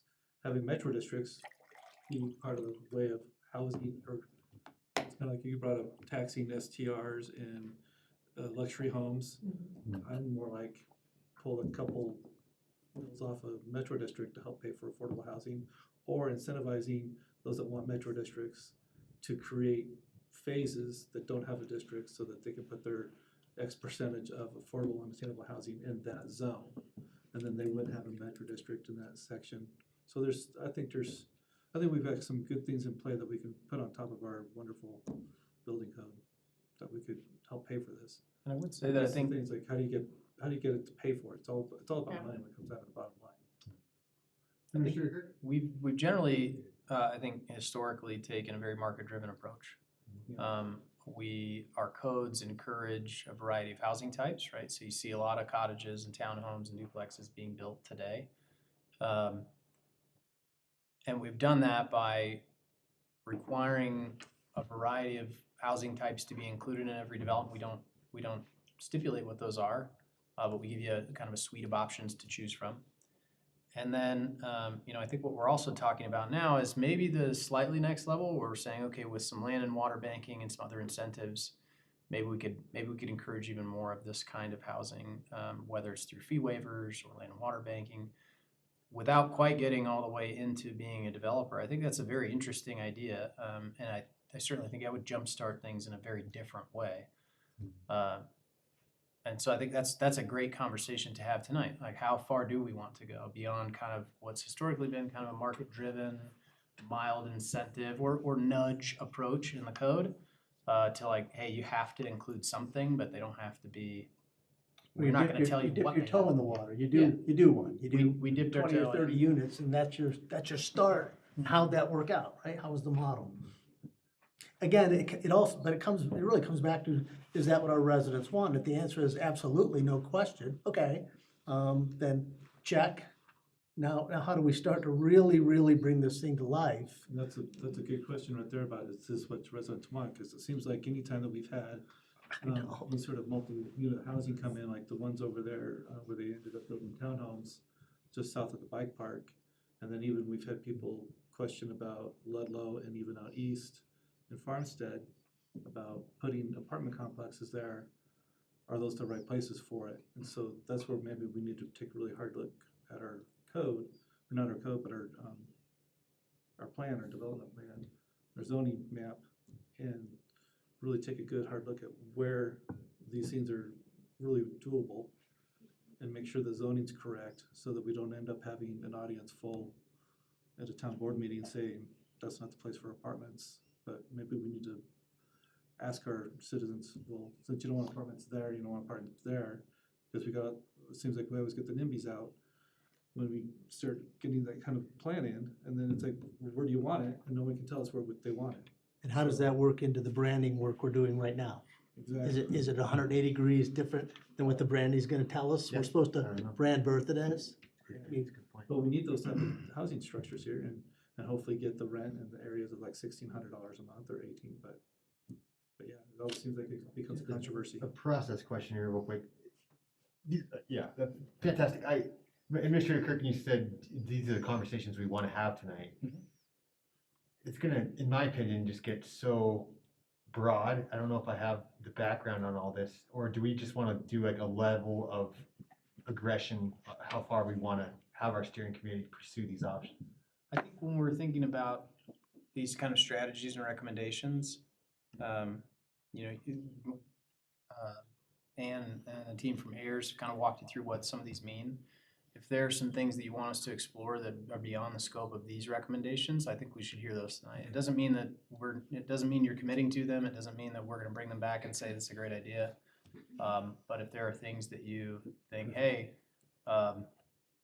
you know, expanding our fee waiver program or, you know, spending some time trying to research and possibly create a land and water bank, if those don't go far enough and you wanna go farther, there are lots of other strategies that we can pursue. These are the ones that kind of rose to the top with the Housing Steering Committee, and I think that reflect generally some of the feedback that we heard. Thank you. That's Yeah, exactly what I was hopefully looking that's an answer to your question. Oh, is it process again, or trustees? Trustees. Okay, trustees? Yeah, so I think one of the, I don't necessarily know what kind of incentive would satisfy this problem, but I also see an issue with affordable and attainable housing generally means density and lack of property size. So I wonder, I don't know if you can answer this question or not, but what about different property types where instead of having affordable housing be duplexes, triplexes, apartments, et cetera, but, and I think it was brought up a little bit in the sort of, the percentages of the AMI, different properties, you have to have a certain percentage of this, right, which would possibly increase the types of properties that are available at that AMI. But small, you know, working with developers to, I guess, work with builders one way or another to build smaller houses on normal sized lots, right? So that you're not having a 6,000 foot lot with a 5,000 foot house on it, which is gonna cost, you know, $1 million. What if it's a 6,000 foot lot, like a normal size neighborhood lot with a 1,200 foot square house on it, so that you are getting different clientele for those properties? The house size, I mean, property taxes, yes, but the house size is what's driving the cost, unless I'm wrong, right? It's money per square foot. And so that's I think would alleviate some of the community concerns about the density of these lower priced houses as well, because it's not 40 apartments on an acre lot, it's however many normal sized lots with smaller affordable housing or smaller homes that are for single adults, young couples, empty nesters, renters, etc. And they're still getting that sort of single family detached product, but it's not something that's going to cost what the slide was just. Yeah, it's a starter home. There are no starter homes. It's novel, but also exactly what we did 100 years ago. Like, that's literally my old town home. Right, exactly, right. The math doesn't work for builders The today. land It does is not really work. expensive, so. But the incent, like what incentives, I guess that's Yeah. the weird question too, So right? not Is only what kind of incentivize- incentives could, Incentivize lower income housing, but incentivize lower density low income housing. yeah, Don't get them confused, yeah. Yeah, I Or if think we that- provide the land, then we can dictate the size of the lot, and then you have to build an affordable home. There is still a significant cost to land, right? Lots, you know, for a traditional single-family house could be as much as, like in a regular, you know, 7,000 square foot lot might sell from a developer to a builder for $125,000 or more. And so there's still a significant cost to the land.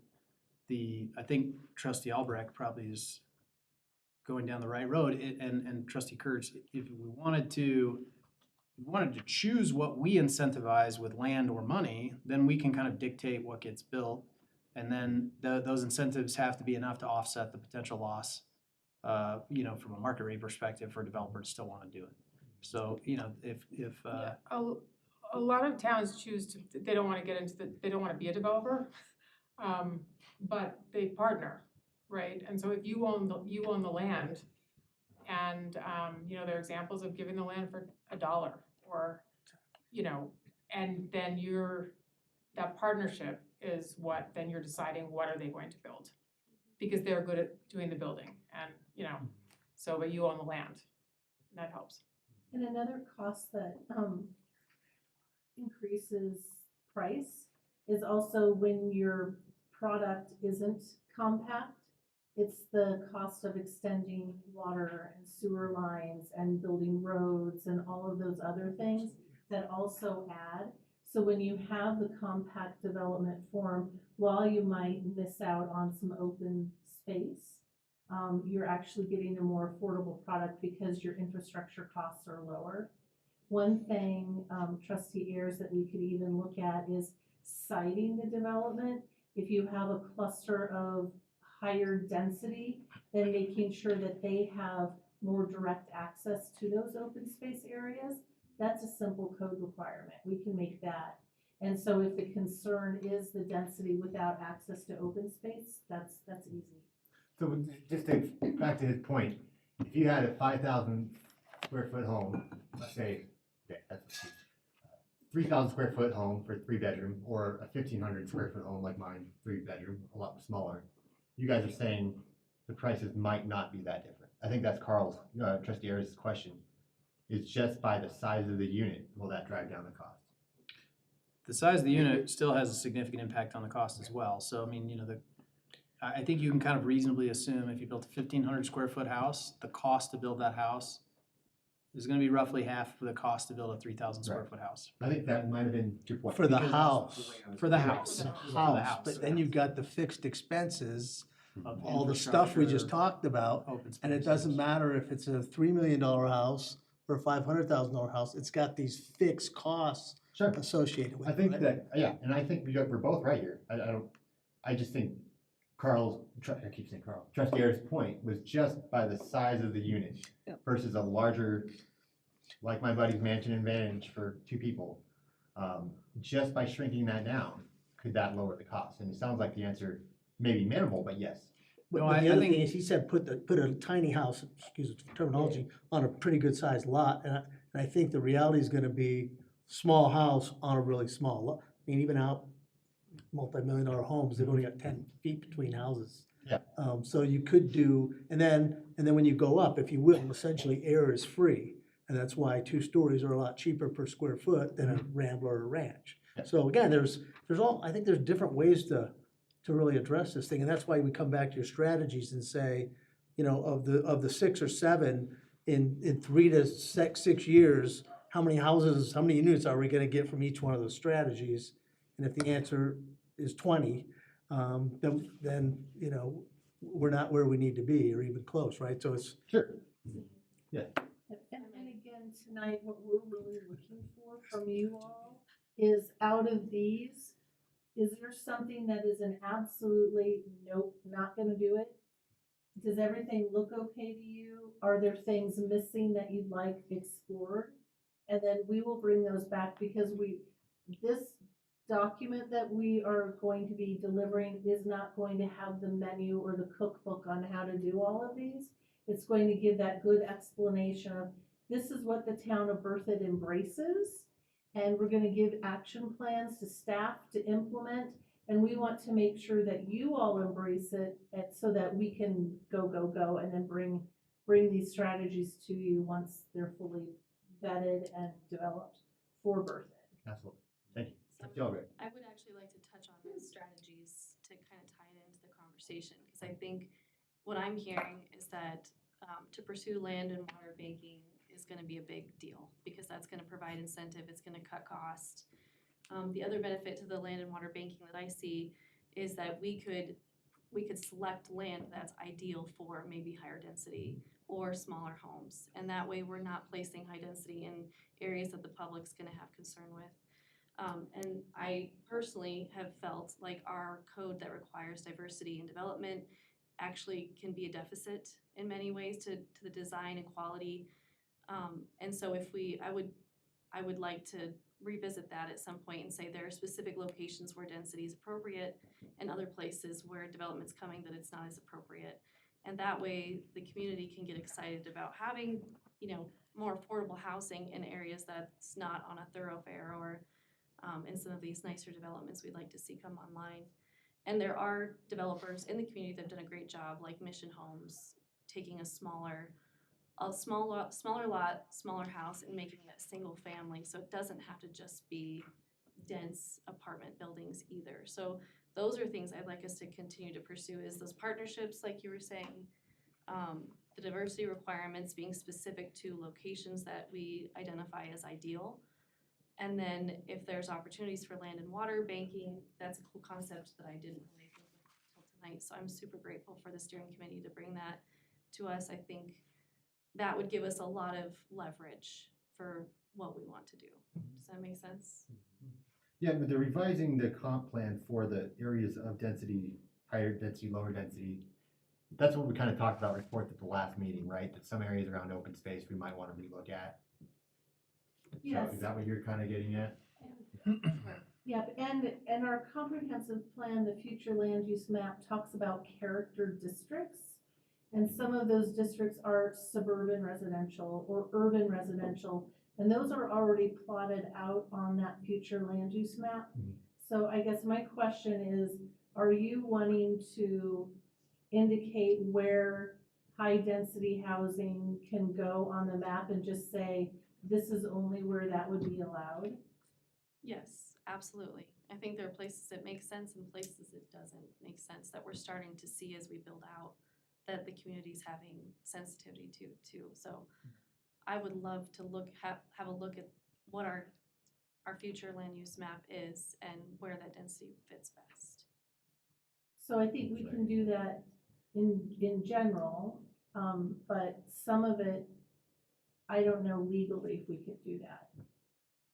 It is interesting, I think from a land use and zoning perspective, you could make some zoning, well, you're not gonna modify existing zoning, with the property owner that hasn't requested that. But you could look at, future annexation and zoning areas. And you could change the land use plan so that if somebody wanted to rezone an existing zone property, then we'd have some guiding document that said this is where that might be appropriate. In the context of kind of the comp plan and zoning, the alternative would be to just change the development code and say you can't do these things in these zones. That's an interesting question, and I'll pose this to you. What often happens, and this is where this happens in other communities, is the high value land, which is adjacent to really beautiful areas and open spaces, goes to very high value homes, because that makes sense and that's kind of what people want. And then where the high density goes is by railroad tracks and highways and power plants. And I mean, that was historically the way zoning happened, right? Yeah. And so our code says, hey, look, this is appropriate everywhere. Right. I'm not saying that you guys have to maintain that. You have a right to make changes to the code. But the question then becomes, do you Where? only want density in places that aren't very nice? Yeah. You know what I mean? And I know that's not what everybody's saying, but I think No. that's kind of where that often leads. So I think we need to really be thoughtful about how far we want to take that. Yeah, how far do we want I to go? think to Trustee Albrecht's point, at least what I'm getting out of it is I've heard a lot of that should go out by I-25, which could be the modern day railroad tracks. And right? that could be, but it also might be a totally appropriate place to put I agree. density, right? Absolutely. Next to major transportation corridors. Exactly. That's not a bad thing. So the There's a lot of question then, sense to I that. think to get to Trustee Albrecht's point here would be to look at that as a different district. I think it already is, right? I-25 district. And then have density, greater density allowance there or something. I'm totally shooting from the hip. I think that's interesting. Yeah, I wasn't necessarily commenting on that, but I think that that's an option to look at. All right, okay, anything else? We can keep on going back and forth just for now. Okay, Trustee Kurtz? Yeah, I guess just to answer the question, I'm in favor of exploring all the strategies, especially the quick wins. I think as we look at those strategies, what I'd be most interested in is you know, if these are essentially the building blocks to generate units, right? You know, we want attainable units, we want affordable units, but, you know, what combination of these strategies could be put together to meet the need? And that's, I guess, the root of my question is, what, do we actually have a number of houses per kind of price value that we think like the community needs now, the community will need in 2030, so that we can compare that, right? Like if we know we need 300 units at $389,000 because by 2030, then that's a really good like, you know, thermometer to like see how we're doing in our fundraising goal. If you can kind of follow the visual there. And what combination of strategies or building blocks get us to that 300? Because there might be some that are just like, you know, the juice isn't worth the squeeze, or wow, the juice is worth the squeeze, but it's too much of the squeeze. We can't get there by 2030. So, are you tracking what I'm? Yeah. So the idea of the numbers, that is one of the core requirements of the housing needs assessment. And that's part of the draft report. Having looked at all the data, looking at the, you know, the projections and everything, the housing that to catch up to what you need, and also looking forward. So that is part of it. And then to the other point about, so which of these, you know, because they do, you know, kind of go together. And that's really, you know, as part of the implementation action plan on this, that's the next step, right? And which is why we want to prioritize, so that then staff can do, there's, you know, the research analysis, that really talking to partners, talking to developers, you know, if this is, if the percentage looks like this in one of these, or if the incentive is this, how would you react? How would that, because you don't, those are really important conversations to have, to figure out what, you know, what recipe is right for Berthoud, and then taking it back to what ultimately, how much do you need to build? So that's really that next. Okay, so that would come from the action plan. So the demand is set, or kind of our the projected demand based on, the supply that these strategies or combination of strategies would generate are. So that, I know it's not a calculation, it's a little bit more abstract than that. So that comes from the action plan. And that's where looking at neighboring communities and what's been done, and there are lots of case studies that provide more of that information to see which levers might be, you know, which tools are most appropriate. And that would be then coming back, you know, with more of a plan. Gotcha. That makes sense. I guess if there's any way to like put even like bookends or like a broad range or something like that on like what a strategy could generate. I mean, I guess it would be more of like a portfolio strategy than just, you know, getting back to the example of we need 300 units in a certain class, you know, and then like what kind of, you know, if we. What has the biggest impact? Yeah, well, I guess let's say you said we did an expedited review process, we did set up a land use water bank of a certain size, what would that generate? I don't know if there's any like research out there that you could like even kind of parametrically estimate, well, that would be between 200 and 400 units, and we need 300, great, or that would generate between 50 and 150, and you'd say, okay, great, we need, you know, 200 more. So some of that comes down to the size of the land and the density that could be allowed.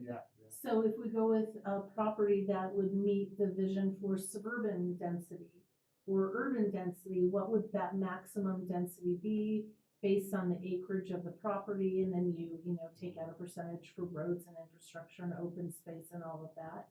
So some of what you're asking for is almost pre-engineering the product before we have the property. However, what I hear you saying is, what is our benchmark? And our benchmark for Proposition 123 is 13 a year.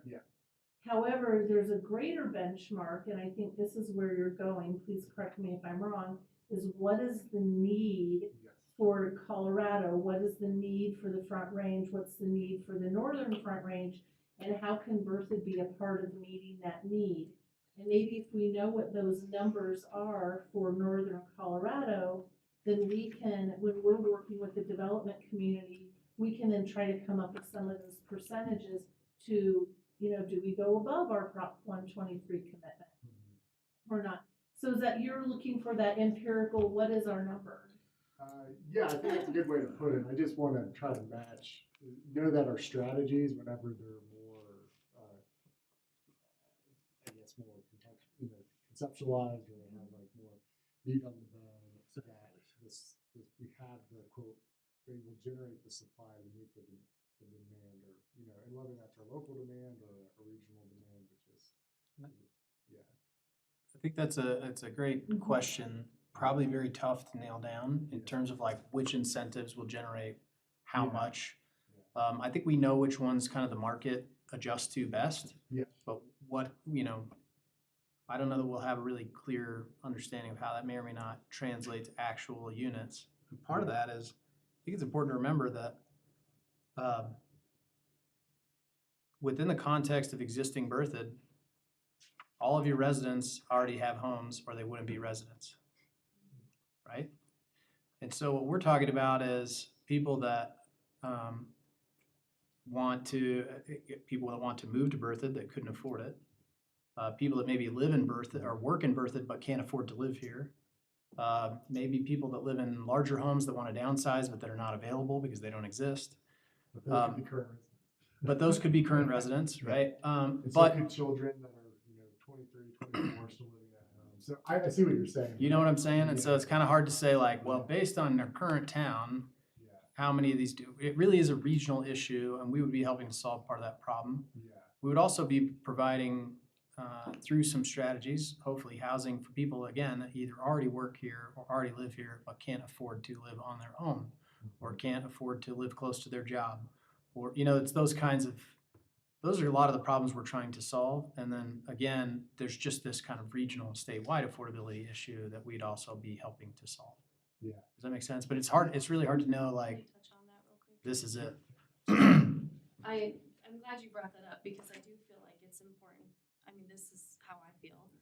But I feel like it's important that we not try to meet any regional needs or demands or housing needs that are outside of Berthoud's residents. And when I think of Berthoud's residents, you touched on a few of those issues. It'd be someone who's retiring and needs to move to a smaller home, or someone who's growing up here that needs to find affordable living, or someone who works here like a firefighter that can't afford to buy a house here. So really, I think I would urge us to be more mindful of what Berthoud's needs are, because we're spending Berthoud's tax dollars and taxpayer money on whatever incentives we're coming up with. And even if we pursue grant money, it's gonna cost our taxpayers something. It should be benefiting our taxpayers. And I think they want, and I know we need more senior living, and there are some developments coming online that are gonna have more like that. And as well as our youth that are growing up. My daughter's turning 18 this week, and she already knows she can't afford to live anywhere. But I'm not trying to meet the needs of a region. We really need to think about Berthoud, and that's my heart on that. For did you? Yeah, no, I had a couple of comments on, the whole situation. I tend to agree that I think we should pursue all of these. I really want to say I appreciate the memorandum forwarded along with the data set that's provided in the full report. It gives us a foundation to work from. And I guess my immediate interest, and this is a huge topic and highly complex and kind of overwhelming. I think we have a few quick wins in front of us. And maybe the areas I would prioritize would be, first and foremost, would be ordinance 847 with Habitat. That's been working, continues to work. My initial proposal, I think it was last year, was to just go up to 20, which would allow us to not have to update to new Prop 1, 2, 3 requirements regularly, as well as provide some cushion on that number, along with opening it up to water and sewer taps. And again, to retain that discretionary power with the board, provided there is issues with the budget in the future, that we can withdraw that as needed. Hopefully that isn't necessary at any point. I think that's an immediate win we can do. taking a look at the development code, section 30-2-116, which is our diversity standards. I think they're a great foundation, but I'd really like to look at how are we focusing on the areas of affordable density that we can add to Berthoud. I think there's a particular interest in middle housing and small single-family homes as opposed to necessarily multifamily. I think there's small tweaks in that code that we could certainly take a look at. It's been a few years since that was inserted in our development code. I think we can obviously can continue the discussion and do additional research on these topics, at least for the quick win ones.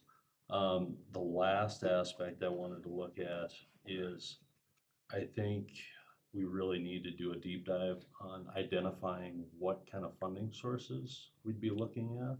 Because I think, as Trustee Hardy said, I think this is where the rubber meets the road on how far we are willing to go on this issue. I don't know if there's a huge hunger for it. There's obviously a huge issue in our community, but what we do as a town, I think, is going to run really quick into how are we gonna finance this? Whether it's land and water, or we wanna go and actually develop property and units. I think we need to identify what we are comfortable with for allocating money. As far as what we could do for a quick win for that, I don't know if I'm getting ahead of it, but opening up a line item in our budget during the mid-year adjustment, I think with the $0 total as kind of a reminder of what we intend to do, I would be supportive of just having that reminder in the budget as a first step, I guess. So, yeah, that's all I've got. Couple follow-ups, just real quick. Hey, just to jump on Trustee Kurt's coattails, in his terminology was something like, where's the meat or where's the beef?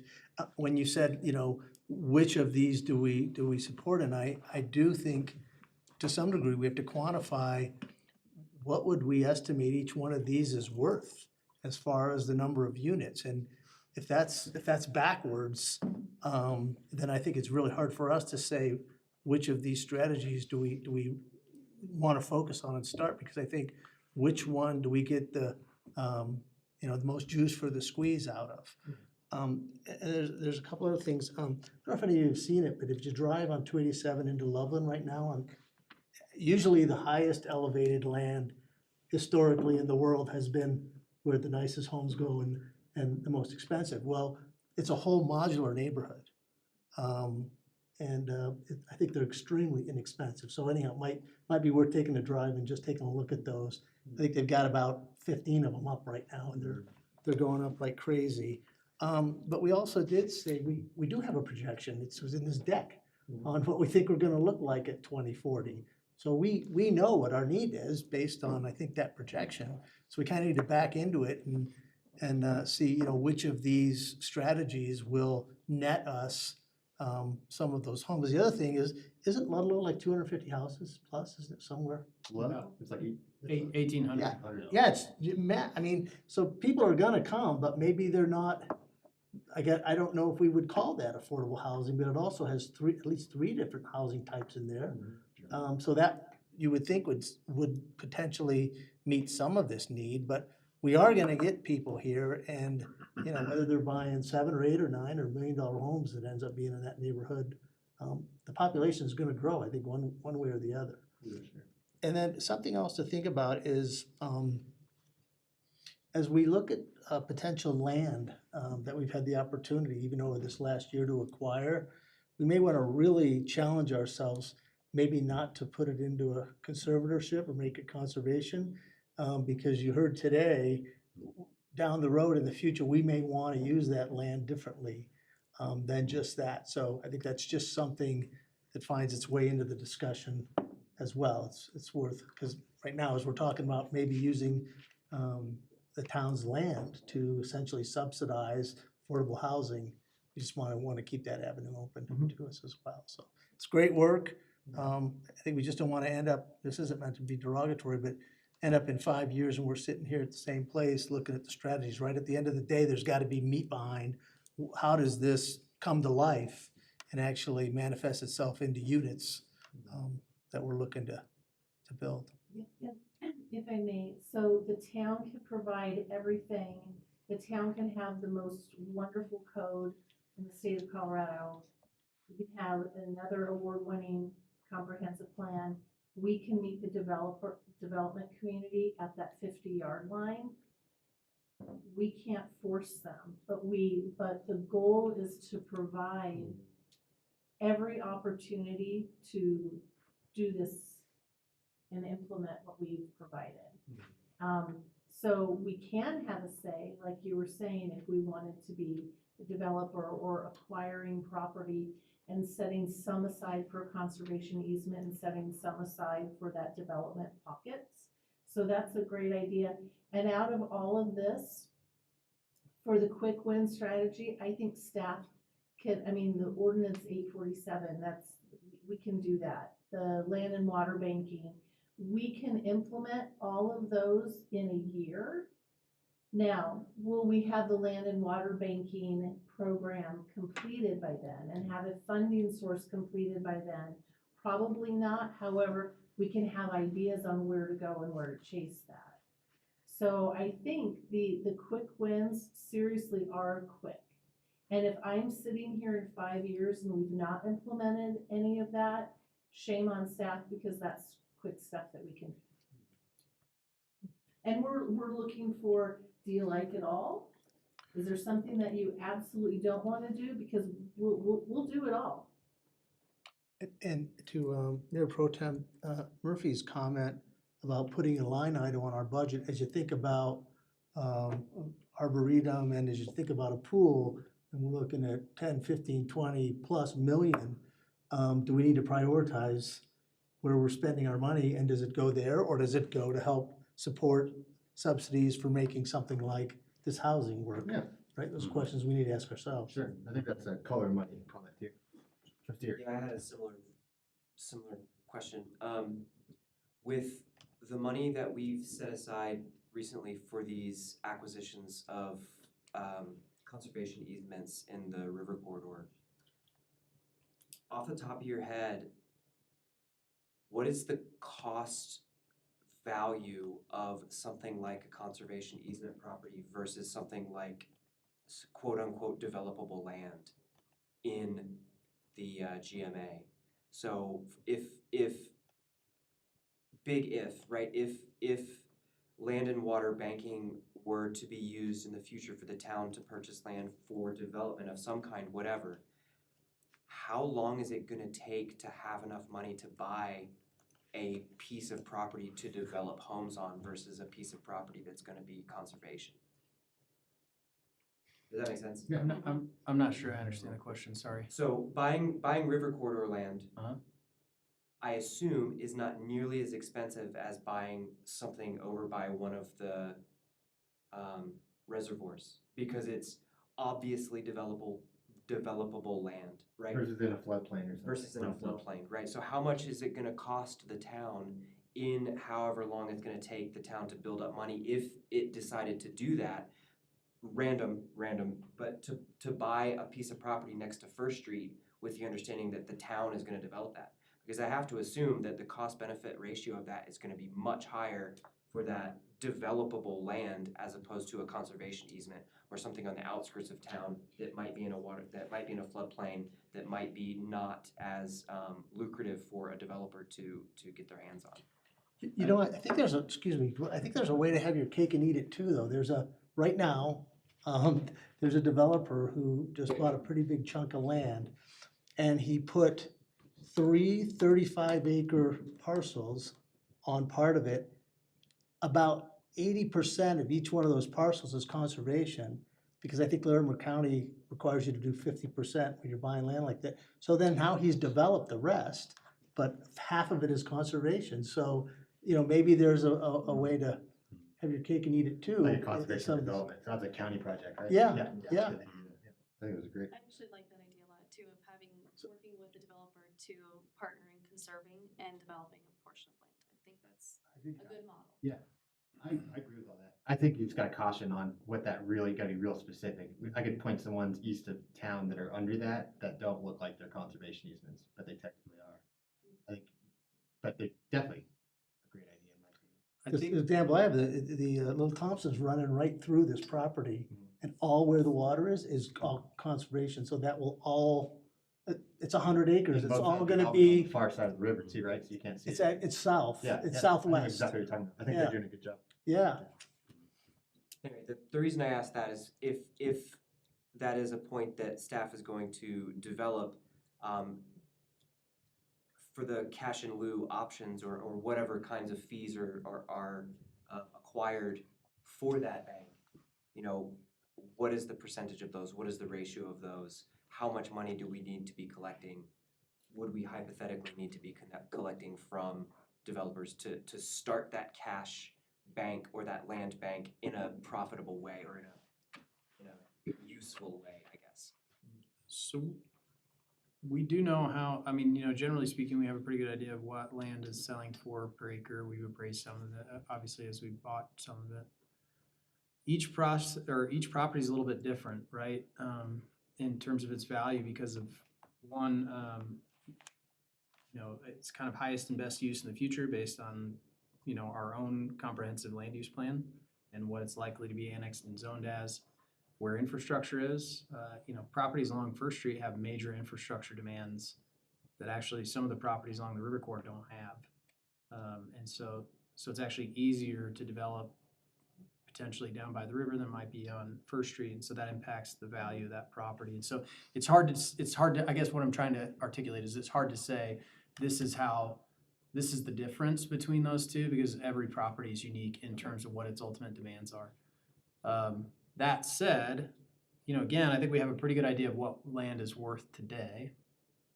I think if we did conservation style development where there's parts of properties that are conserved, the reason why they do that is then that typically gives you a higher density allowance in the area that's not conserved. And so then you end up putting a bunch of density next to open space that's preserved. I'm not sure if that's a bad idea or not, but that's a little bit contrary to some of the other discussions we've had. And so I think And this is right, however, very particular to the county that has very low development standards, but we have very high density standards. It's a little that's harder. true. Yeah. That's true. And so the county would allow them to build much smaller lots than they would otherwise be allowed to build in the county, but those are still bigger than what you typically see in town, right?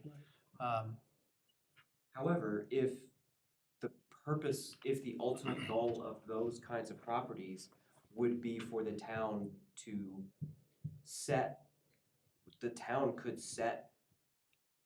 could not necessarily need to build to the highest density because we would not be trying to make money. We would try to be satisfying affordability limits, right? So we don't have to make our money back, quote unquote, by putting the density in there to recover the loss.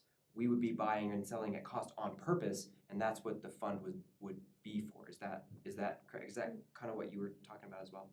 And I do think market rate for sale affordable housing is a unique challenge that Habitat's really good at, right? They have strategies for how to deal with that and the way that they do these,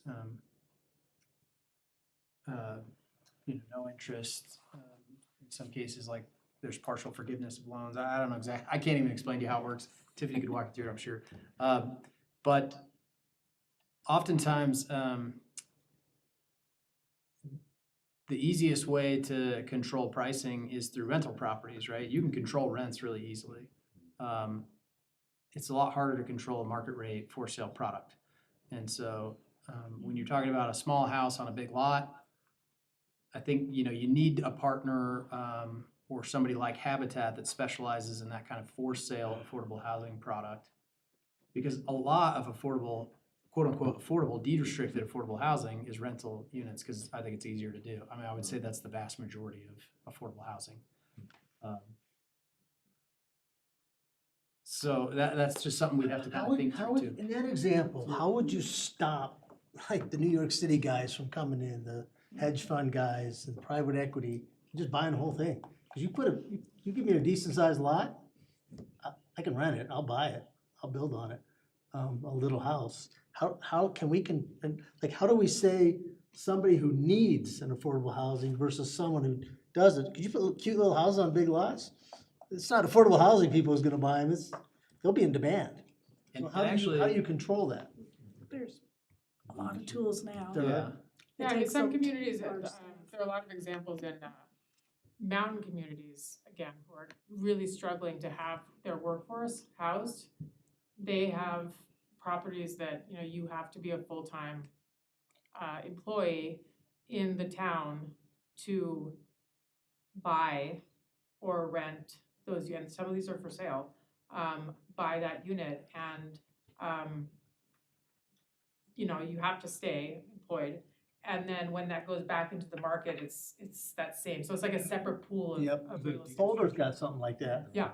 Can you make it owner occupied? Can that be Yeah. a requirement? Yeah. Oh, that would There, solve a there are a lot of They're all- tools, yeah. there are a lot of tools, there's, but the, these are the very big complex issues are, scenarios too. yeah, they're complicated and, you know, then you've got a whole battery of staff who monitors it. Or if you're Denver, your battery of staff lets you down and the Right. houses have now been sold Exactly. 3 or 4 times. And they're trying to claw back the property. So, you know, but in the last several years, many more Great. deed restriction programs and approaches have been thought up and figured out. Again, tends to be a people-intensive, staff-intensive job to Okay. keep up with it. To piggyback on that rental thing, one of the early housing options that I saw was in Georgia, where the town had a bunch of land. I can't remember if they bought it or if they had it donated or whatever to the city. They built small starter homes on the property. They then set up a kind of a housing authority situation to where they could rent to those that qualified, much like how Habitat qualifies all their buyers. And then a portion of the rent actually went into an equity fund that they could then put down on a starter home to live in their forever home. So these were like intermediate homes that was like a stepping stone to get them to actually buy a market rate home. So that way your rental, your low income, or your attainable housing property rentals stayed that way. Because you had to be qualified to get in there. But it was a way to get you up to the next level in a couple of years. So with that thought though, what is preventing us from just partnering with Habitat, that the developer is working on diversity, they designate a specific area of the land to Habitat houses only. And then they can run and operate as usual, and we're not, you know, in the middle trying to rent or lease space to qualified individuals, but why not designate land specifically to Habitat homes? And then you prevent like you were saying, Administrator Kirk, about just putting affordable homes in awful places in the community. You're actually incorporating them into nicer developments, but they're essentially, it's donated so that they can operate the way that they normally do. Is that No, I 100% agree with that. possible? I think that is possible, and It's a we're great way to starting do to it. see some more of that already. Habitat has a great project underway right now, over by Farmstead. It wasn't the Farmstead developers, different, but some lots that were dedicated as part of that project. And I think there's some other opportunities in additional in additional developments as well. So Yeah. yes, I think there are ways to do It's been that. discussed in the steering as committee, well. we talked with Logan Housing Authority and Habitat. They've both been part of the discussion, so. Is the steering committee? Habitat's already doing great product in our community. They've already have a model. Yeah. It'd be great to be able to just designate those spaces to them and have them do what they do. I agree, and it's something a little more aggressive, or that Habitat can't do for some reason, I think, versus us creating our own housing authority. Loveland has previously offered to step in, I don't know if they're still open to that, but expanding the housing authority to Privy. I think we already have these great tools, it's just letting them loose. So is that an additional strategy? So that one falls, or could fall sort of in that, probably could fall in a few places, but like in the inclusionary zoning ordinance where there's the, you know, you have to provide X percentage or X number. You know, some developers don't want to develop that product, right? So then they would give, it would be the idea of, Cash in lieu. you have these cash in lieu, or, you know, it's an X land, or it's cash, or you know, here Habitat, here, take these 5 lots and that meets the requirement, whatever, you know, you come up with. Where it's part of the, you know, their requirement to develop, but they don't wanna develop that product, they're not good at developing that product, or that's just, you know. But other developers do know how to do it and can do it better, and then that gives the land over to keep those. Well, I almost like that better because when they develop the product, they're not necessarily looking for criteria of who qualifies for it, but Habitat would. So that kind of creates a barrier where I feel like it reserves that type of housing for people who truly need it. Yep, and Trustee Albrecht, that is spot on, that's an excellent idea. And part of that is going to be through the developing community education on affordable, housing affordability as well. And we had a breakout session of the Housing Steering Committee last week. And one of the outcomes is how do we make sure that the development community knows that one of the ways to meet the housing diversity requirements would be to talk to some of our partnering housing organizations, such as Habitat for Humanity, Loveland Housing Authority, others that have come before you all to bring that type of product so that we don't have to be in the development business. So, I mean, it's an excellent idea. Awesome, thanks for vetting that out. Does anyone here have a problem with any of these strategies? Want them removed? I gave up on a list. It looks like you guys are keeping it. Okay, because my only additions, I am so floored that Bertha is doing this. I'm so appreciative. Tim, you've been pushing this since you've been on the board, and you know, the Colorado state politics have been helpful with Prop 2, 1, 2, 3, and you have great staff on board. Great folks in the community that are willing to have their date night be showing up here and listening to us. Citizen of the Year here too, congrats. So I'm just so floored. I'm so happy that these are all being explored. And my encouragement is just to be aggressive. And we got to make sure that we have the political will on the other end to pass these once they come back to us. Only thing I would add, I don't know if this is a part of this or not, is if any kind of incentive for the developer to build the most dense products first in the development versus the least. I think you find that you put in the apartments last, you have all the existing citizens showing up saying you're going to destroy my community that was just built. But if so for Heritage Ridge, all those people showed up over the townhomes. If those townhomes were built first, actually they would be not townhomes because I think they were originally supposed to be apartments. Those are already there, then folks can have their single family homes around that. So I don't know if we can encourage that, but I would It's like love build to the look into airport first and not last. Yeah, exactly. That's all I can add. Thank you. They look awesome. Yeah, it turned out great. So I didn't mean to cut this short. Is there anything else? Do you folks want anything to add in the peanut gallery here? If you do, if you could come to the front for the microphone. Lots to add. I'm sure I'll have the opportunity. Okay, great. Awesome. This was fantastic. I appreciate all of your feedback in the conversation and. I hope we were helpful. Very helpful, Okay. very helpful, and great to have steering committee members here to hear it because, we've been wrestling with, they've been wrestling with these things for, months. So I think that a lot of validation that, with your prioritization and, and those discussions and what we heard. So, no, this was very helpful. I appreciate it. Great, thank you. I do feel compelled. Please come to the front, only because of the microphone. It's really hard to sit here. Yeah. Well, So thank you for could have gone that to B-Rads, but you came here. amazing, healthy discussion. And I just want to point out that I think the opportunities are plentiful. And I think really it could be both and to your ideas. So we have habitat models here locally in the region, Hope Springs, where we can, I'm going to say large scale development, we can incorporate a multifamily partner. We can incorporate job opportunities within a community. And really it does come down to partnerships. There's no reason why we can't holistically partner with the town as well as builders and developers, etc. Literally, the sky is limitless to address this problem because we are part of the region. If we take care of here in Berthoud, then we're taking care of our own people while contributing positively to the entire region. So I just want to say thank you, thank you, thank you, thank you. Thank you.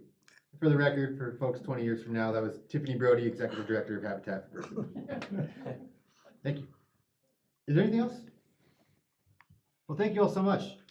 Really appreciate that. We can move on now. I believe that was it. We'll do executive session, but I think we're taking action in that, are we? No action's gonna be necessary. Okay, so we can just do reports, and then we will go into executive session after that. So with reports, we'll start off with Trustee Albrecht. I just wanted to address a few things, but I'll start with the request from Pastor Aaron about the event that they hold for Easter. I've had time to think about it during the meeting, but I think when we have a nonprofit come to us that they've been holding a regular event in our community for many years and it's providing benefit, we really need to consider some type of fee waiver for them if it's, or at least at cost to the town, what it costs us to, I don't know if it costs the town anything to have them set up on the grass at the skate park, with the old skate park, but when I hear these nonprofits come forward and they are asking us for help because they're not making money on an event that's benefiting the town, I'd like us to help in any way we can if it's reasonable.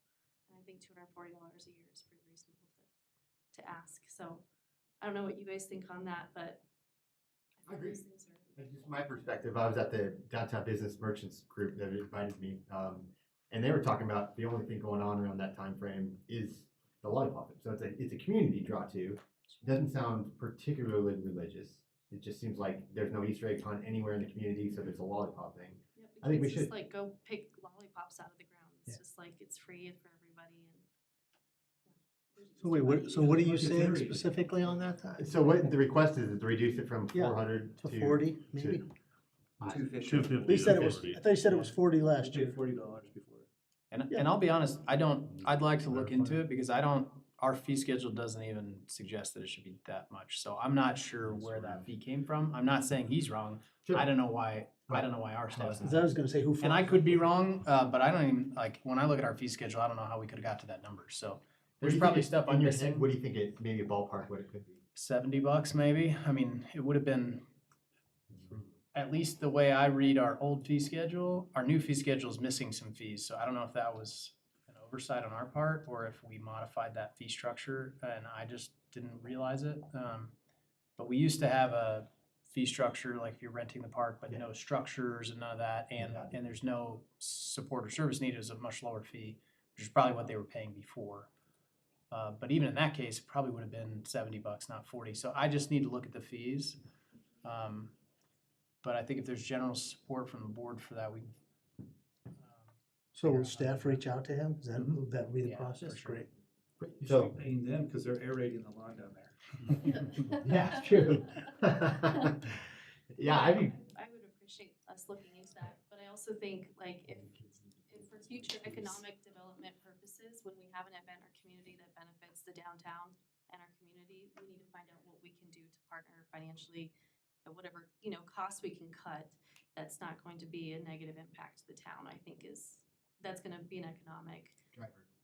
yeah, it's fun for people too. And I do think it's important that we think about it in the context of not just this event, but all events. Because I also don't want the next event to come and be like, hey, you gave them a break, we need a break too. KKK coming to town. Yeah, whatever it is, right? I mean, I don't, Well, let's verify that it's actually. No, I'm serious. No, I mean, I think that there are nonprofits that might want to have a free public event in town that maybe people don't feel good about. Maybe that's a little extreme, but I'm just trying to get the point of we support one, we gotta support all. That's what I'm trying to make the point that this isn't particularly a religious event. Well, that's why I think the economic impact is important. Is it unifying the community, like Pastor Aaron said? Is it bringing people to town in a positive manner?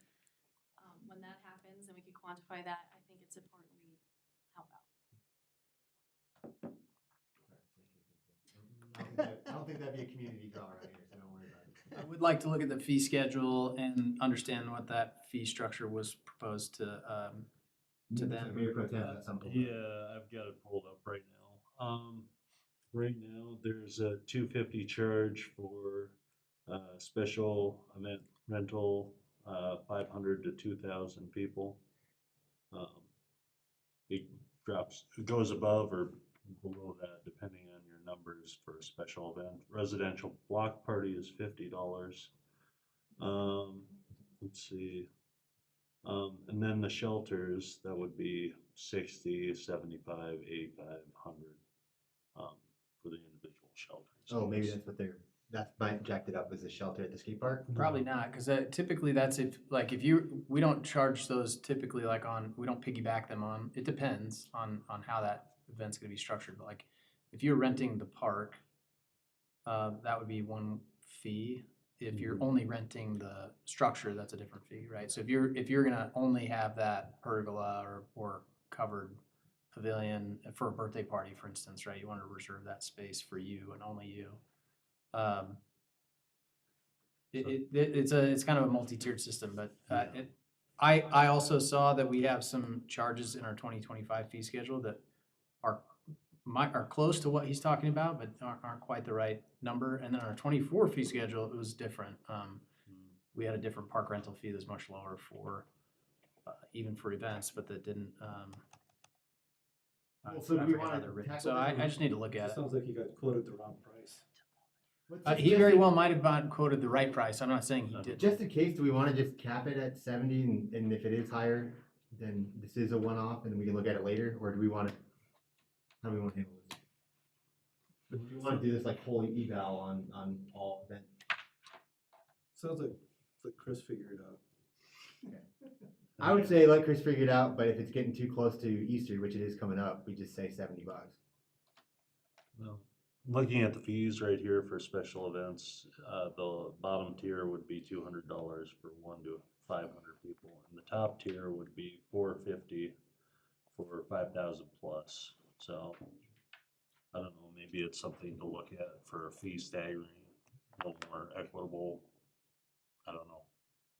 And it may Next be that, December, I it don't may know. be that what we were charging them previously was just for a park rental, not for a special event, which are two different things.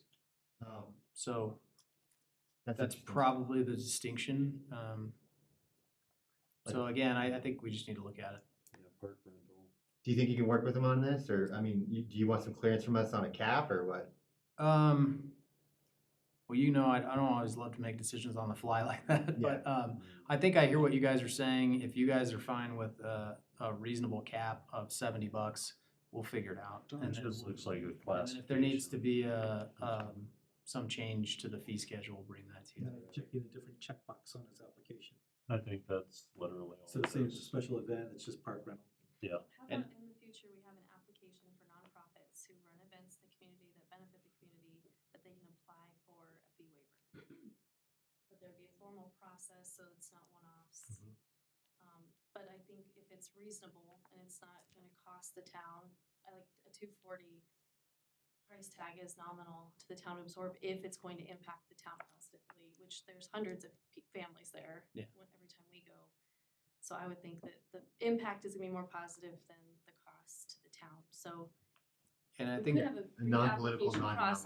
non-denominational community draw type thing. Yep, Yeah, and again, I think everyone, free to the public kind of thing. there's a good distinction between park rentals and special events, and then a park rental is for kind of private use. A special event is where you're inviting everybody else to come. Which would, the lollipop thing would be inviting. It would be, yeah. So it would be a special event, not a park rental, right? If you're renting a park space for your birthday party, that's a little different than when you're inviting the entire public to come. There's different liability associated with that. There's different impact on the park.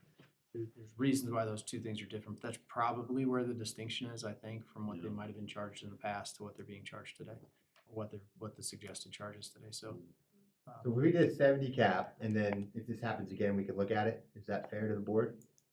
Yes. Okay. Cool. Does that work for you, Commissioner Kirk? you guys tell me, yes, Yeah, sure. it sounds like we're supportive of this, just to get this And stuff for out. clarity, park rentals are not a big moneymaker for us, so this is not a money-making exercise, but I understand why that perception might be out there, but this is not a significant revenue source for the town, so. Okay, next item was the other public comment about the development. I just, as like a point of communication with our community, is there any way that we can have buttons on our website that if someone wants updates on when a review is coming before the board or a public hearing, that they could be sent a generic email that here's the public hearing's happening at this time? So There is a that, sign up. because just waiting for a sign in a field is pretty ambiguous, I feel like. So it'd be nice if people that come forward and want to participate in the important hearing, that they're able to receive an email from the town or just like a click button. I'm signed up on those alerts. Did that get moved off the new website? Because there used to be a way you could sign up for alerts and you check the boxes, what you want to receive. Alerts on town board meetings, planning commission meetings. Development? We have, Yeah, and then it would send you an email. you I get can, those you can emails. sign up for an alert for planning commission, and so it wouldn't be development specific. But if, you know, if you sign, we do have an opportunity on our website, right at the very bottom, there's a big banner that says, you just click on e-notifications, and then you can sign up for Board of Trustees or Planning Commission or Tree Advisory Committee. I could take that on myself to let her know that. She'll get That's a her good- email. That's I a, just that's a think good you guys question. need to have a Yeah. development-specific reach-out opportunity, because not everyone's invested in everything else that's going on, but the development issue is like people are having a hard time staying on top of our agendas and making sure they don't miss their opportunity to publicly testify. Yeah. When we could, I think, easily just send them an email that says that, just like like I said, generic notice that this is coming up at this meeting at this time, if you wanna participate.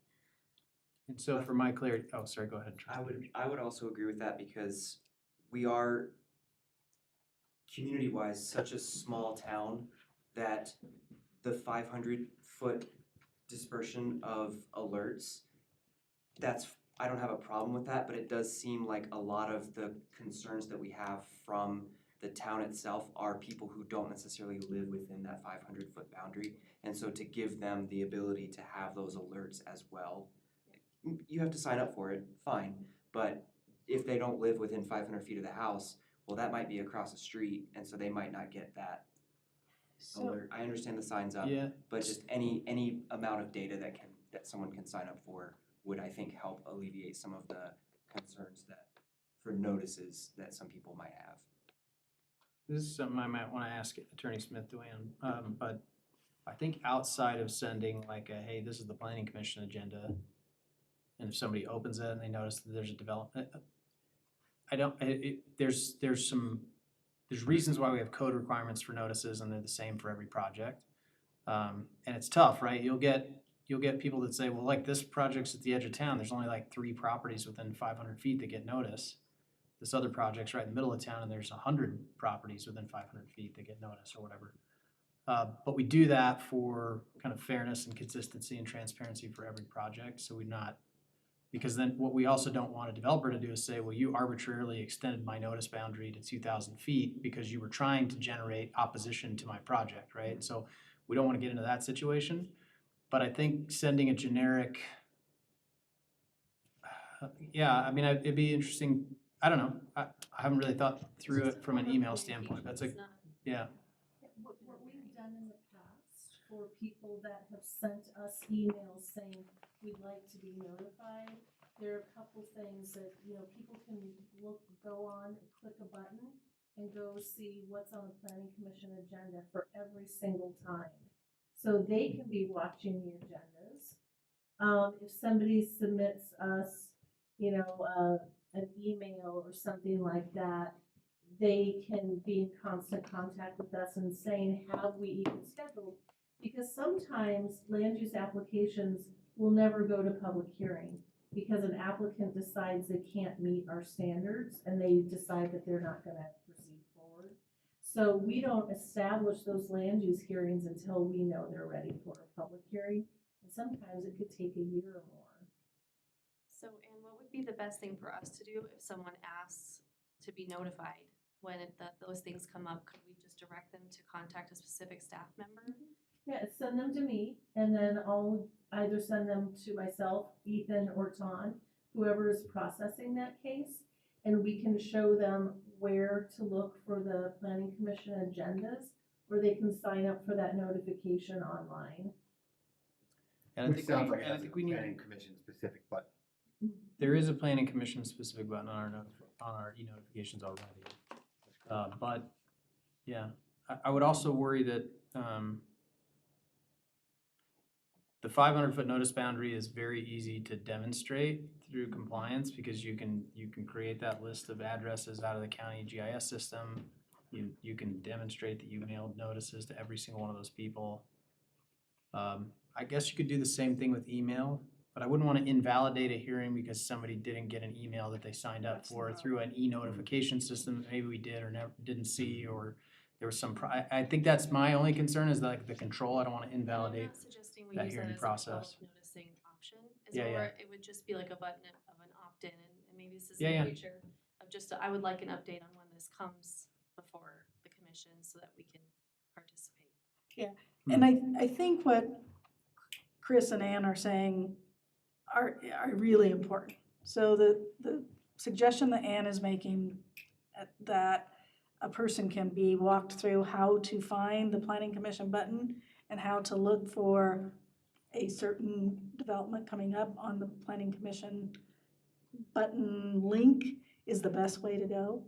Because the minute that the problem here is that what you create by giving someone special notice is a right that they wouldn't have otherwise under the law, right? So under the law, those folks who have the right to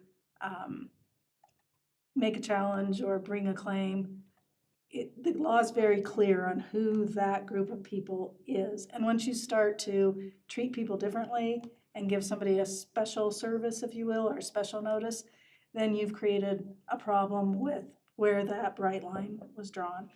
So I think the best solution is the one that treats everybody the same regardless of what development they're interested in. And they are directed and taught how to work through the technicalities to get access to the planning commission agendas. And I think, you know, by signing up for the planning commission agenda, you can open that agenda and see if the project that you're interested is on it. But if like in the instance for tonight, you know, if we're just talking about the Gateway Apartments, if somebody clicked a button and said, I want to be notified when this project happens, that's different than if they just say, I want to be notified when there's a new planning commission agenda. That's very easy for us to do. I don't think that that creates any kind of statutory concern that's development specific from my perspective anyway. But it should be very easy for them to click the link to the planning commission agenda, look and see if the project they're interested in is scheduled for hearing, and then participate if they're interested. And we do keep that information on our website also under current development review projects on the planning page, right? So you can open those, you can see all the current submittals, the dates those were submitted, the day a public hearing scheduled if there is one. So there's a variety of different ways you can get that info. And I'm just thinking out loud because I totally get what you're saying, and I Appreciate the conversation. I think what I see is that there are avenues for them to have the information. The average person is not gonna know what those avenues are. So I guess it's how we direct them to those avenues that's the important thing. And so if the direction for us is to direct them to you, then you can advise them on where to find things on the website and how to participate. I think that's the most important bridge for me, is to see that they have a way to know and understand how to participate or what's going on. And they are always welcome to call town hall. We can always walk them through those details. So, and if there is a hearing date scheduled, we'll just tell them when it's scheduled. I mean, if they call and ask. If it's not, we can tell them where they can keep up with that information, how they can check planning commission agendas, how they can be notified if there's a new planning commission item or those kinds of things. So I think there are some good ways to do that, but it's always great to just send them to us too, and we can help them figure that out. The only other thing I had is I've seen the value of our advisory committees, and there are 2 advisory committees I'd like to suggest that we initiate. And in light of the Historic Preservation Committee doing well and the Youth Advisory providing good feedback to us, the Tree Advisory, all those committees doing so many great things, I think we're missing a senior advisory committee, and I also think we're missing a downtown business, like the downtown business merchants could be a great committee. And so we don't have to make a decision tonight, but I wanted to plant that seed that I think if we implement something like that, it would kind of fill some gaps of some voices in our community that could have a more direct line to us as we make decisions. So I just wanted to throw that out there for you guys to think about. Trustee Ayers. So last week, Port saw 2 major park updates. One was the Arboretum. The plans are looking really nice. The cost has gone up, so staff is kind of working with the planners to see if they can cut some costs But that should be in the next couple weeks and then in front of us soonish. So for some updates, it looks really nice. There's been a couple changes, and then with the working towards getting that section of land next to the track to add to the Arboretum looks like a really good addition. And the committee was really favorable with everything that had been done. They're just kind of waiting to see what the final line items would be to cut those costs. The other update was for the Jiskowski property again. And the design of that is basically okayed with Colorado open lands. There's still some back and forth with them, but it seems like the western half would remain ag of some sort. The eastern half seemed like they are okay with a possible disc golf course. And then the dog training ponds were the largest bit of discussion. The Poudre Valley Hunting Club came again to propose use of the property, and the committee voted and they agreed that if the board was amenable, that they suggested, let me phrase this correctly and legally, they voted and suggested to the board that we direct staff to brainstorm how to work with that club or other hunting clubs to possibly create a variance so that they could use the property in the interim until the park opens. English? The board vote? Yes. Board generally advised, okay. Yeah, you- so it should be they consensus. gave a suggestion to us that this is something that we should have on our radar, or at least consider advising staff to look at allowing hunting clubs specifically, because Mrs. Jiskowski left that property for the purpose of hunting, that staff try to brainstorm to find ways to open at a variance until that park is actually open to the public, that hunting clubs could possibly find ways to use that property with it not being open. Not to for the hunting, public. but for dog training. For training, Yeah. yeah. So I don't know how the official way to present that to you guys I think that's would probably the be. best. But that was their suggestion as a committee. How far off do you think the approval for all this is? Keith was supposed to meet with them either this week or next week to finalize, but I mean, it's been 5 years going back and forth with them, so it just depends on whether or not they're going to allow that. It seems like they don't have a problem with it.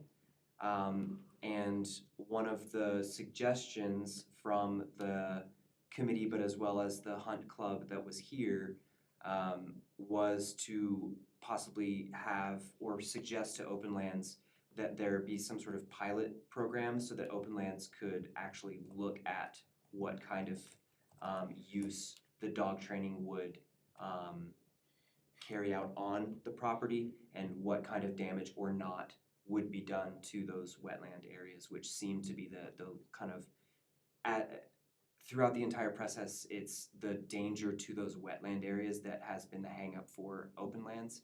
And so they wanted to see if it was possible to have some sort of trial phase before open to the general public to possibly move that process forward. Maybe that's the next step, is if the board agrees, then we would ask Open Lands if the pilot program is even an option. You think? And then if so, then they could come and present to us and we could decide if we want to even go ahead with it. But if they present it to us and an Open Land says no, it's kind of a moot point. And I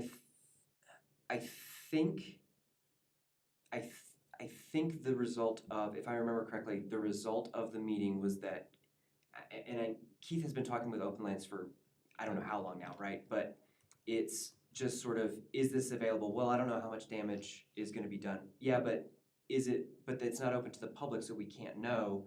what kind of damage is gonna be done to the wetlands. So is it a possible thing that you might think about allowing? Well, sure, but we don't know what kind of damage it's gonna do to the wetlands, and that's why there's this sort of hang Yeah. in that regard. So what if the board agreed that we would have staff ask Open Lands about that pilot program? Well, can we take out an acre and just try it for 6 months?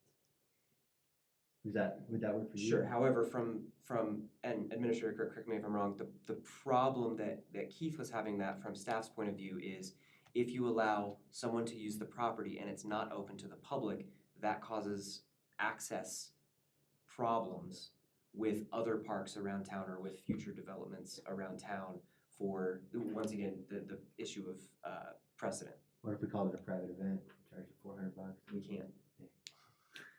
Just wanted to tie it all back together. I think- Makes sense to use a valuable resource like that. And It's not that's- being used. That was It's the just committee's. sitting there right now. I And don't that was have the a problem. committee's, that was kind of the reason for them voting to give us that suggestion was that Mrs. Jaskowski left that as a conservancy and dog training was one of the allowed usages in the deed. And so apparently we are prime location for a lot of these dog training clubs because there aren't any. And they lost one of their properties. I think I mentioned this last time. They lost one of their properties recently, which was closed to dog training activities.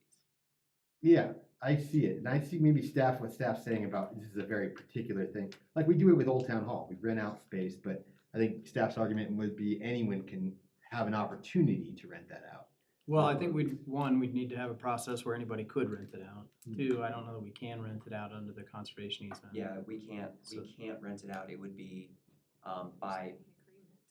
an agreement with a club or multiple clubs. And the committee was very clear to say it can't just be this one hunting club. If anyone applies, there has to be, fairness in that regard. But it would be open for dog training specifically because it's not a private event that is earning money for the town, and the dog club itself is not earning money. However, that is a special use that is not really public access, and so there was this gray area.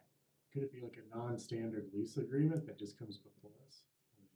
I think there's a lot of solutions potentially if the board wants us to prioritize opening it up for retriever training and not general public access. We can try to figure out the best way to do that. Well, I think we want to prioritize general public access, but the problem is there's just such a. So the committee was clear, that until the park opens, what they were suggesting was that dog training clubs can use the dog training facilities for dog training until the park is open to the public, and then it's not an issue. So they suggested that a variance be created for dog training purposes only, and only they have access to that park before it is open to the public. And the hard part will be, how do we provide that access? We can't Yeah. issue access control cards to everybody and all that. So I think there's gonna be some unique challenges. I think we can work through if that's something the board wants us to figure out. But it'll be. But the ultimate goal, there's though, a lot is of the court's interesting still trying to make challenges. this a park, right? Oh, absolutely. General public access is That's the priority, ultimate goal, but yes. there's a, yeah. Kind of an interim use. Yeah. Like if you opened the gate tomorrow and just said anybody can go out there, dog retriever training folks from all over northern Colorado would be out there on a consistent basis. But if we can't charge them, then all the cost gets applied to the town for maintenance or staffing. Well, Which they are, the dog club that has been here multiple times has said that they would cover the cost of maintenance, upkeep. I think they have a deal with a Porta-John company, so none of the buildings would have to be open. They wouldn't use the facilities in any way. It would just be the outdoor activities on the ponds. I think it'd be good to see this presented. I guess I have concerns from a staff management standpoint, also liability issues and cleanup of the site and stuff from one private organization that we're favoring in this instance. So that wasn't the committee's suggestion, it would be. Or right. any dog use. And the gentlemen that were here, their club has individualized insurance for the club. And they also were very clear multiple times that they would take the responsibility of. What would that cover us if there's an injury on the property That- or some other instance. That would be standard. Any license to allow any town property would always include the user have insurance that will Okay. cover all of the town and all of the board of trustees. Maybe if we're at least agreement, I think the presentation would be next step, and staff would work. Staff can present us some solutions for. I think if you want us to, yeah, How do you that's an wanna do that? interesting one, because there's multiple clubs that have reached out to us in the past several years, so there's not like one or the other we might work with, so necessarily, and we'd want to open it up to all of them if that was what we're gonna do. So it's probably easier for us to just put together a plan of like, here's how it could be done, here's the challenges we might experience, and then we can present that to you. Okay. Independent of agree, those then- clubs, if you guys like that, because I think, the short answer for them is they want to get on the property and be able to run the dogs. So I don't know that they care they care how it gets done, of course, but like at the end of the day, it won't dictate how it gets done for us, if that makes sense. Yep. So that we can put that plan together, and here's the conditions under which we think this could work on an interim basis. It'll be an interesting policing challenge, right? Like we actually had to set up cameras out on the property because people that were associated with farming the property were going out there and fishing and having family picnics, and it was like a constant battle to keep people off there or out of there for their own little private use. And so the minute you open it up to the world, that's gonna happen. So it's like being partially open will be an interesting challenge. There's ways we could do it, but if we could put together if we wanna do dog training in the interim until we can get this fully open to the public, here's what that could look like. We can bring that to you and present it to you. That's probably the best thing to do, rather than have them say, because I'm only gonna say, I don't wanna wax poetic, but what often happens is a user group shows up and says, I want you to do this for me. And then we structure a deal around what they came and presented to us, rather than, hey, we want to allow this, and these are the conditions under which the town is willing to do this. Then they can decide whether or not they want to participate. Rather than, hey, I'm gonna tell you how, when, and where I wanna be able to do this, and then we're trying to figure out how to make that work. Does that make sense? Yeah. I'd rather not. Maybe they're meeting with you guys to say, and then you guys structure something, but the town Yeah. ultimately has the keys, so it's Yeah. on you guys what works best. And I think, we wanna present to you what we think would work, Yeah, from a staffing, maintenance, leasing and standpoint. if it's a disaster, then we cut it Yeah. off immediately or something. And it'll be an interesting challenge when that date certain hits, and then it's like, you no longer have, exclusive access to this. That'll be, Of the mayor. No, an interesting one. I didn't say that. I'm just saying if there's a ton of dog poop and they're like, oh, not a problem, I'm sure that it'll be in the agreement that then you're done. 100%. We're not gonna put Yeah, up- we would have some pretty strict conditions, right? And I see what you're saying. Once it does open, then they'll feel maybe entitled that, hey, we've had access for 2 years exclusively. So it's gotta be in there too, that this is a temporary thing till, I don't know, you know better. Yeah, and I think we can work through all those. Yeah, yeah. Revocable license. Yeah, and we just wanna put that on paper and try to think through some of those challenges and present those to you. I think that's probably our best path forward. Thank you guys. Trustee Hardy? All right, Trustee Kurtz. The reports, etc. Let's Let's do it. Is there a second? Second. All those in favor say aye. Aye. Any opposed? All right. Trustee Wing. Just one question for trustee Ayers. On the Arboretum, is that a done deal? Have we approved all the costs and everything on that? What's our status on that? Okay. The designs have started to accrue extra costs, and so they're trying to weed out some line items Okay. to get those costs down closer to what the original. Do we need asking to price was. discuss that or anything? It'll be presented in the future to us. Thank you. How far away do you think they are? Because if They're you're, pretty close. okay, good. I was gonna say, if it keeps lingering, maybe they're gonna have, Yeah, it's and gonna get more out of control. The plan that we got is they've already suggested that it phase in some of the higher cost amenities. So that the idea would be to have all of the plantings and the dirt moved in the first phase, and then some of the sort of extra little side projects would be second phase, but they're just kind of trying to solidify what what sidewalks do we need? What paths do we need where? How much is it gonna cost? Can we cut this here? Do we have to have this here? Can we leave that for future or just leave it out? Are people gonna notice? That sort of thing to get that cost back down closer to the original price. And those are all driven off estimates, and so when we actually go to bid, we'll also have some alternatives, assuming you guys ask us to go to bid. After we present that project to you, we'll have what we call bid alternates, or add alternates, so that if the base bid price for kind of phase one is below what we estimated, we could add in other features that were planned as future phases, but they could be plugged in easily. So there's kind of ways to structure that to make it make sense financially. Yeah, and I think the suggestion was to do kind of what happened with the bike park, to have like a good, better, best version of everything, so that it can say, hey, this is below cost, this is a little bit above cost, but we're okay with that because of this looks a lot nicer than this, that sort of thing, and kind of plug and play. That's good. All right, Mayor Pro Tem? Couple of things. Following up on the Arboretum, have you guys considered any kind of tree sponsorship program as part of this package? We've talked about it. I think we have some kind of potentially creative ideas for that. Okay. Can you say what that means? It can mean a lot of things, whether it's businesses or individuals chipping in or purchasing Cool. trees or something to help out with the cost. Have you seen that done before? Have placards on trees? Yeah, I've seen it. Awesome. And I will say, we've talked about it a little bit. We probably would want to do kind of like bricks in an entry plaza and some, because if you sponsor a tree and you put a plaque under it and then the tree dies, those people get really upset. We've had that issue before, so. Sure. But yes, I think there are good sponsorship opportunities potentially to support some of that planting. Is that material? Probably When I cash. say It could material, I'm be- talking, is it, Oh, is it substantial? it could be, yeah, I mean, it depends on how many people want to participate, but I mean, some of those kind of fundraising drives, both from the private sector, developers, individuals, Awesome. could generate a decent chunk of change, yeah.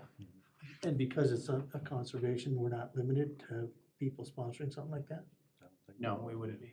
Awesome. Beyond that, had the chance to meet with the Golden Links ladies, and you saw some of the comments, the citizen questions, some of our discussions. Again, a lot of interest in what we're doing with the Sunoco building, and having a voice here. I'd certainly be open to entertaining a senior committee. Beyond that, the last thing I wanted to bring up, Mayor Karspeck brought up some legislation that's going through on housing. I'm gonna go and testify on that. The specific bill is HB 25-1272. CML's making an effort on this one. It's reducing or setting a higher threshold for lawsuits on construction defects, particularly in middle housing. So I think I read through the bill and it seems reasonable. It's just kind of elevating that standard a little higher, particularly on mitigating a problem if it appears before you go and pursue legal action. I don't know if I feel like it's too early to ask the board for support on this, but I have no problem representing myself on this. But that's all I've got, I guess. I'd love for you to represent the town. Does everyone, I see your point. Does anyone have a I don't problem, want to ask like- you guys without. I think it's a good legislation. Do anyone have a problem with? So you're in favor of it, obviously. Mayor Pro Yeah, Tem I'm representing the supportive town? along with CML's position. And in a nutshell, I think you just said that on middle-priced homes, there would be some restriction on those homeowners suing if there were some house defects. It's In a nutshell, is largely that- elevating the standard for taking legal action. Right. That's the thrust of it. But there's Is the summary long? You can just read it real quick. uh, I'd love for. That seems like it's. does it seem like it's We'll see. benefiting the Oh, builders that's versus the homeowner? It's supposed to increase supply if you take some of the. What's that? Is it supposed to ultimately benefit housing supply? yes, it's benefiting builders, architects, engineers, developers, the general housing supply. The people that would be impacted negatively on this would be the homeowners that have to meet that higher threshold. But I guess I see them as reasonable. When Granted, is this is coming from an architect, but When is this? no, this is the 18th, I Oh, believe, is the okay. hearing, This so. is within the transportation, okay. Colorado has a reputation for having the scales a little bit tipped, maybe. In whose favor? Currently in the homeowner's favor. Really? Yeah. And that is one of the reasons that developers state as to why we have a housing shortage in the state. So, yeah, you can see what's going on. You can see both sides of the whole Yeah. thing. I'm not sure I'm prepared to take a position on that. Okay, Thank you for yeah, sharing. I wouldn't expect it. That's fine. Cool. Well, I would love to take positions on this stuff, but I agree it might be too early because it's not even in front of us.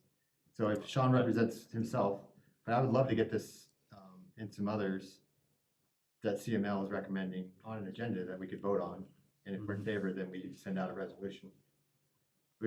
That's standard. That's not. Yeah, no, I kind of briefly looked through their kind of spring agenda. I didn't see anything that was super pertinent to us. One that was coming up on housing was the single egress or stairwell for large apartment buildings, but that's 100,000 plus towns, so that wouldn't be applicable to us. But didn't really see anything else on the agenda that was notable, I guess. Okay. So would anyone have a problem, because this will go through House and then through Senate, anyone have a problem preparing a resolution, or should I think CML already has drafted and we can vote on it at the next meeting? So even if we miss this committee, it should still go to the House. We could. So question, if we vote on it, would we have to be unanimous to represent as a town that initiative? No, I think it would just have to be majority. I mean, I guess that's how you guys want to structure it. So I feel like that would misrepresent the community if only a portion of the board is for an Well, issue. Yeah, well, if you look at something like the rec center, that was divided, but the majority got their way. And, I mean, I don't think anything we do has to be unanimous. Maybe I'm too passionate about taking action on this stuff. Well, This is what CML, this is a big draw, is to help out state legislation that helps municipalities. You gotta be there to support them as they do it. But if we don't wanna take action on this kind of stuff. We It's can very talk common about for other, when Sean's testified, I've testified, it's very common to have cities and towns lined up to speak on this kind of stuff. So if we don't wanna take action, that's fine, but don't think that resolutions are somehow not standard. Here's what I'd say. I'd advise everyone to take a look and read through the bill, and we can talk about it at the next meeting, because I would be surprised if it's fully through by next meeting. What was That it makes again? HB 25 what? This would be I think you got an email on it. 1272. Oh, okay, that email. Yeah, Yep. the CML one. Yeah, if you get the State House report, Mhm. it's in the latest State House report. Mhm. The resolution on that, good luck. Is that it? Yep, yeah, that's all. One thing, I love senior committee, I'd love to do that. I think staff might have some questions about liaisons to all these things, but I think senior one would be great. I think a downtown one would be great for now. I would love a transportation one too. I think that would incorporate a lot of stuff that Port's doing with trails, but looking at it from a transportation perspective, all the way up to stuff that we're gonna be talking about with raft and all that, but transportations are another common committee that we don't have. Well, in all fairness, I think the youth advisory, downtown businesses, and seniors could all weigh in on the transportation issue. For If sure. They had a seat at the table. 100%. So I think that would help alleviate the need for even the transportation committee, because those are key groups in our community that are impacted by that, just a thought. Yeah, okay. Well, I'll take my back. I think we do need a transportation committee, but for now, I think I would love to push on that senior group and stuff. I think that all culminates on transportation. Not culminate, sorry. I think it has its own purview that would affect seniors, affect youth. But looking at how we drive, from where we put bike lanes to trying to encourage events for biking to stuff that we're having that kind of seems one-off with raft and bats and stuff. It'd be good to have kind of a house for that and a sounding board for staff. Anyway, the other thing was, yeah, so the rail notices you guys got updates on, pretty pretty sad stuff. Looks like we won't be getting a stop. I don't know if that was much surprise, but the governor has pushed very hard to get additional stops that were not originally part of the plan. You know, we were all under the impression that this was an intercity rail for big communities over 100,000, and that all the stations were already spoken for. If you add any more stations, then it'll slow down our trip time too much. And in the legislation, it says it has to be competitive with other forms of ground transportation. So that was the reasoning for not adding Berthoud, was adding any more stations will be to that detriment. Well, out of nowhere, not out of nowhere, out of an agreement with RTD, looks like more stations will be added, up to 3 more stations. And I can't say for sure, but very, very highly likely one of those stations will be Louisville, which is a community only 7,000 larger than us, and also shrinking in population. They lost 1,000 last year. So it seems to me that the rules and the, what's the phrase there, the goalposts are being moved. I feel, to be honest with you, I feel deceived. And Loveland and Fort Collins have been putting pressure on me to leave the district. Obviously, kind of not being a helpful voice in that group. So last week at the MPO, I planned on defending myself and keeping Berthoud on there, but ultimately, just learning this new news, I don't know if it's definitely not in my mental health, my best interest to be wasting this much time on something. And I don't know if it's in Berthoud's interest to be on that district when it doesn't seem to have any intent at all to help us out. I feel like they might just be kind of whispering sweet nothings in my ear to get us to vote in favor of stuff, or Berthoud to. So long story short, I resigned. So Loveland will be taking over at the next meeting for representing, Loveland and Fort Collins will be representing Northern Colorado. In my opinion, I don't think that's any reason the board should be giving up on fighting. I would love to just see us keep advocating and fighting to the very end. And maybe not being on the district allows us a position to be more aggressive. Maybe I don't have to balance, or we don't have to balance. I guess I should say because I've always had the trouble of balancing being a representative of Northern Colorado and also being a representative of Berthoud, because it might be great for Northern Colorado, but it might not be good for us to not get a stop as Berthoud. So, and they like to kind of, some of them like to manipulate that too. Of, hey, Carspec, you need to think of Northern Colorado, not just of your community. And so maybe this simplifies things, but bottom line, pushing this since 2018, a lot of time gone into this, and I just don't see any kind of path forward with these guys that will work. I have ideas, but maybe that might be for a future executive session. Thank you for all you've done Yeah, today. totally. I have, very, very frustrating. I've heard this before. For me, it's very frustrating for a community.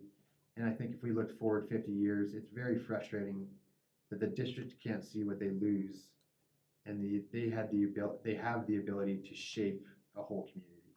And if they're really worried about air quality, traffic congestion, Fort Collins could do a lot. It could help them out right now, but they have the chance to shape a future city in Berthoud. And long term, we could have a much larger impact than any of these other larger cities, because they're already developed out. So those arguments have been made and have not been received. So. I just want, at the Chamber of Commerce, Mayor Carspec was nominated for Citizen of the Year. I don't know if you all knew that, but I thought that was a great honor to be nominated for that. And then a side note, we've got one of the retreats, the big ones, right up in Breckenridge this year. And I wonder, female. do people ever carpool as a group? I don't know if we've ever tried, but I know other communities have. I would throw that out there. I mean, it's a pretty good haul. We could take the Mustang too. I'm just throwing We it could out take there. the rail, but we're not. If anybody would like town staff to register you and you didn't respond to my prior emails, please let me know. We're happy to do so and get you registered. Housing is already almost gone. We do have 3 rooms already booked. 2 2 of which are taken, so I've got 1 left that's in my name. I will not be able to go this year. I already have a family vacation we planned a year ago that happens to be the same week, so. What happens with housing? Is that, they're done or? Those are that's just the housing that's kind of conference housing, so it's at the reduced rate. Oh. We can still get you within walking distance Yeah. typically, but it might be in like a VRBO or something instead of one of the conference hotels. But even the 3 rooms that we did get reserved are like a 4-minute walk to the conference, so you still have to. But there's worse places to walk outdoors than Breckenridge in the Yeah, summer. right. So, Yeah. I love to carpool. So. Cool. Yeah. Cool. That was it. Thanks. I'll turn it over to staff. Nothing else for me tonight. Can I add one more little dagger in here? So I think if I look at this map right, we will be the only community between Fort Collins and Colorado Springs without a rail stop. That's my final grenade right there. Attorney Smith? I have nothing. All right. Chief, anything? Okay, great. Anyone like to move us into an executive session? I'll move us into an executive session. Might have to read it.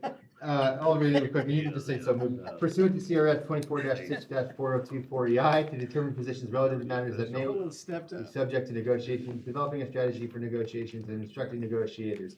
The following details are provided for negotiation for 270 Mountain Avenue, 733 South County Road 15A, and parcel 942-33-00005.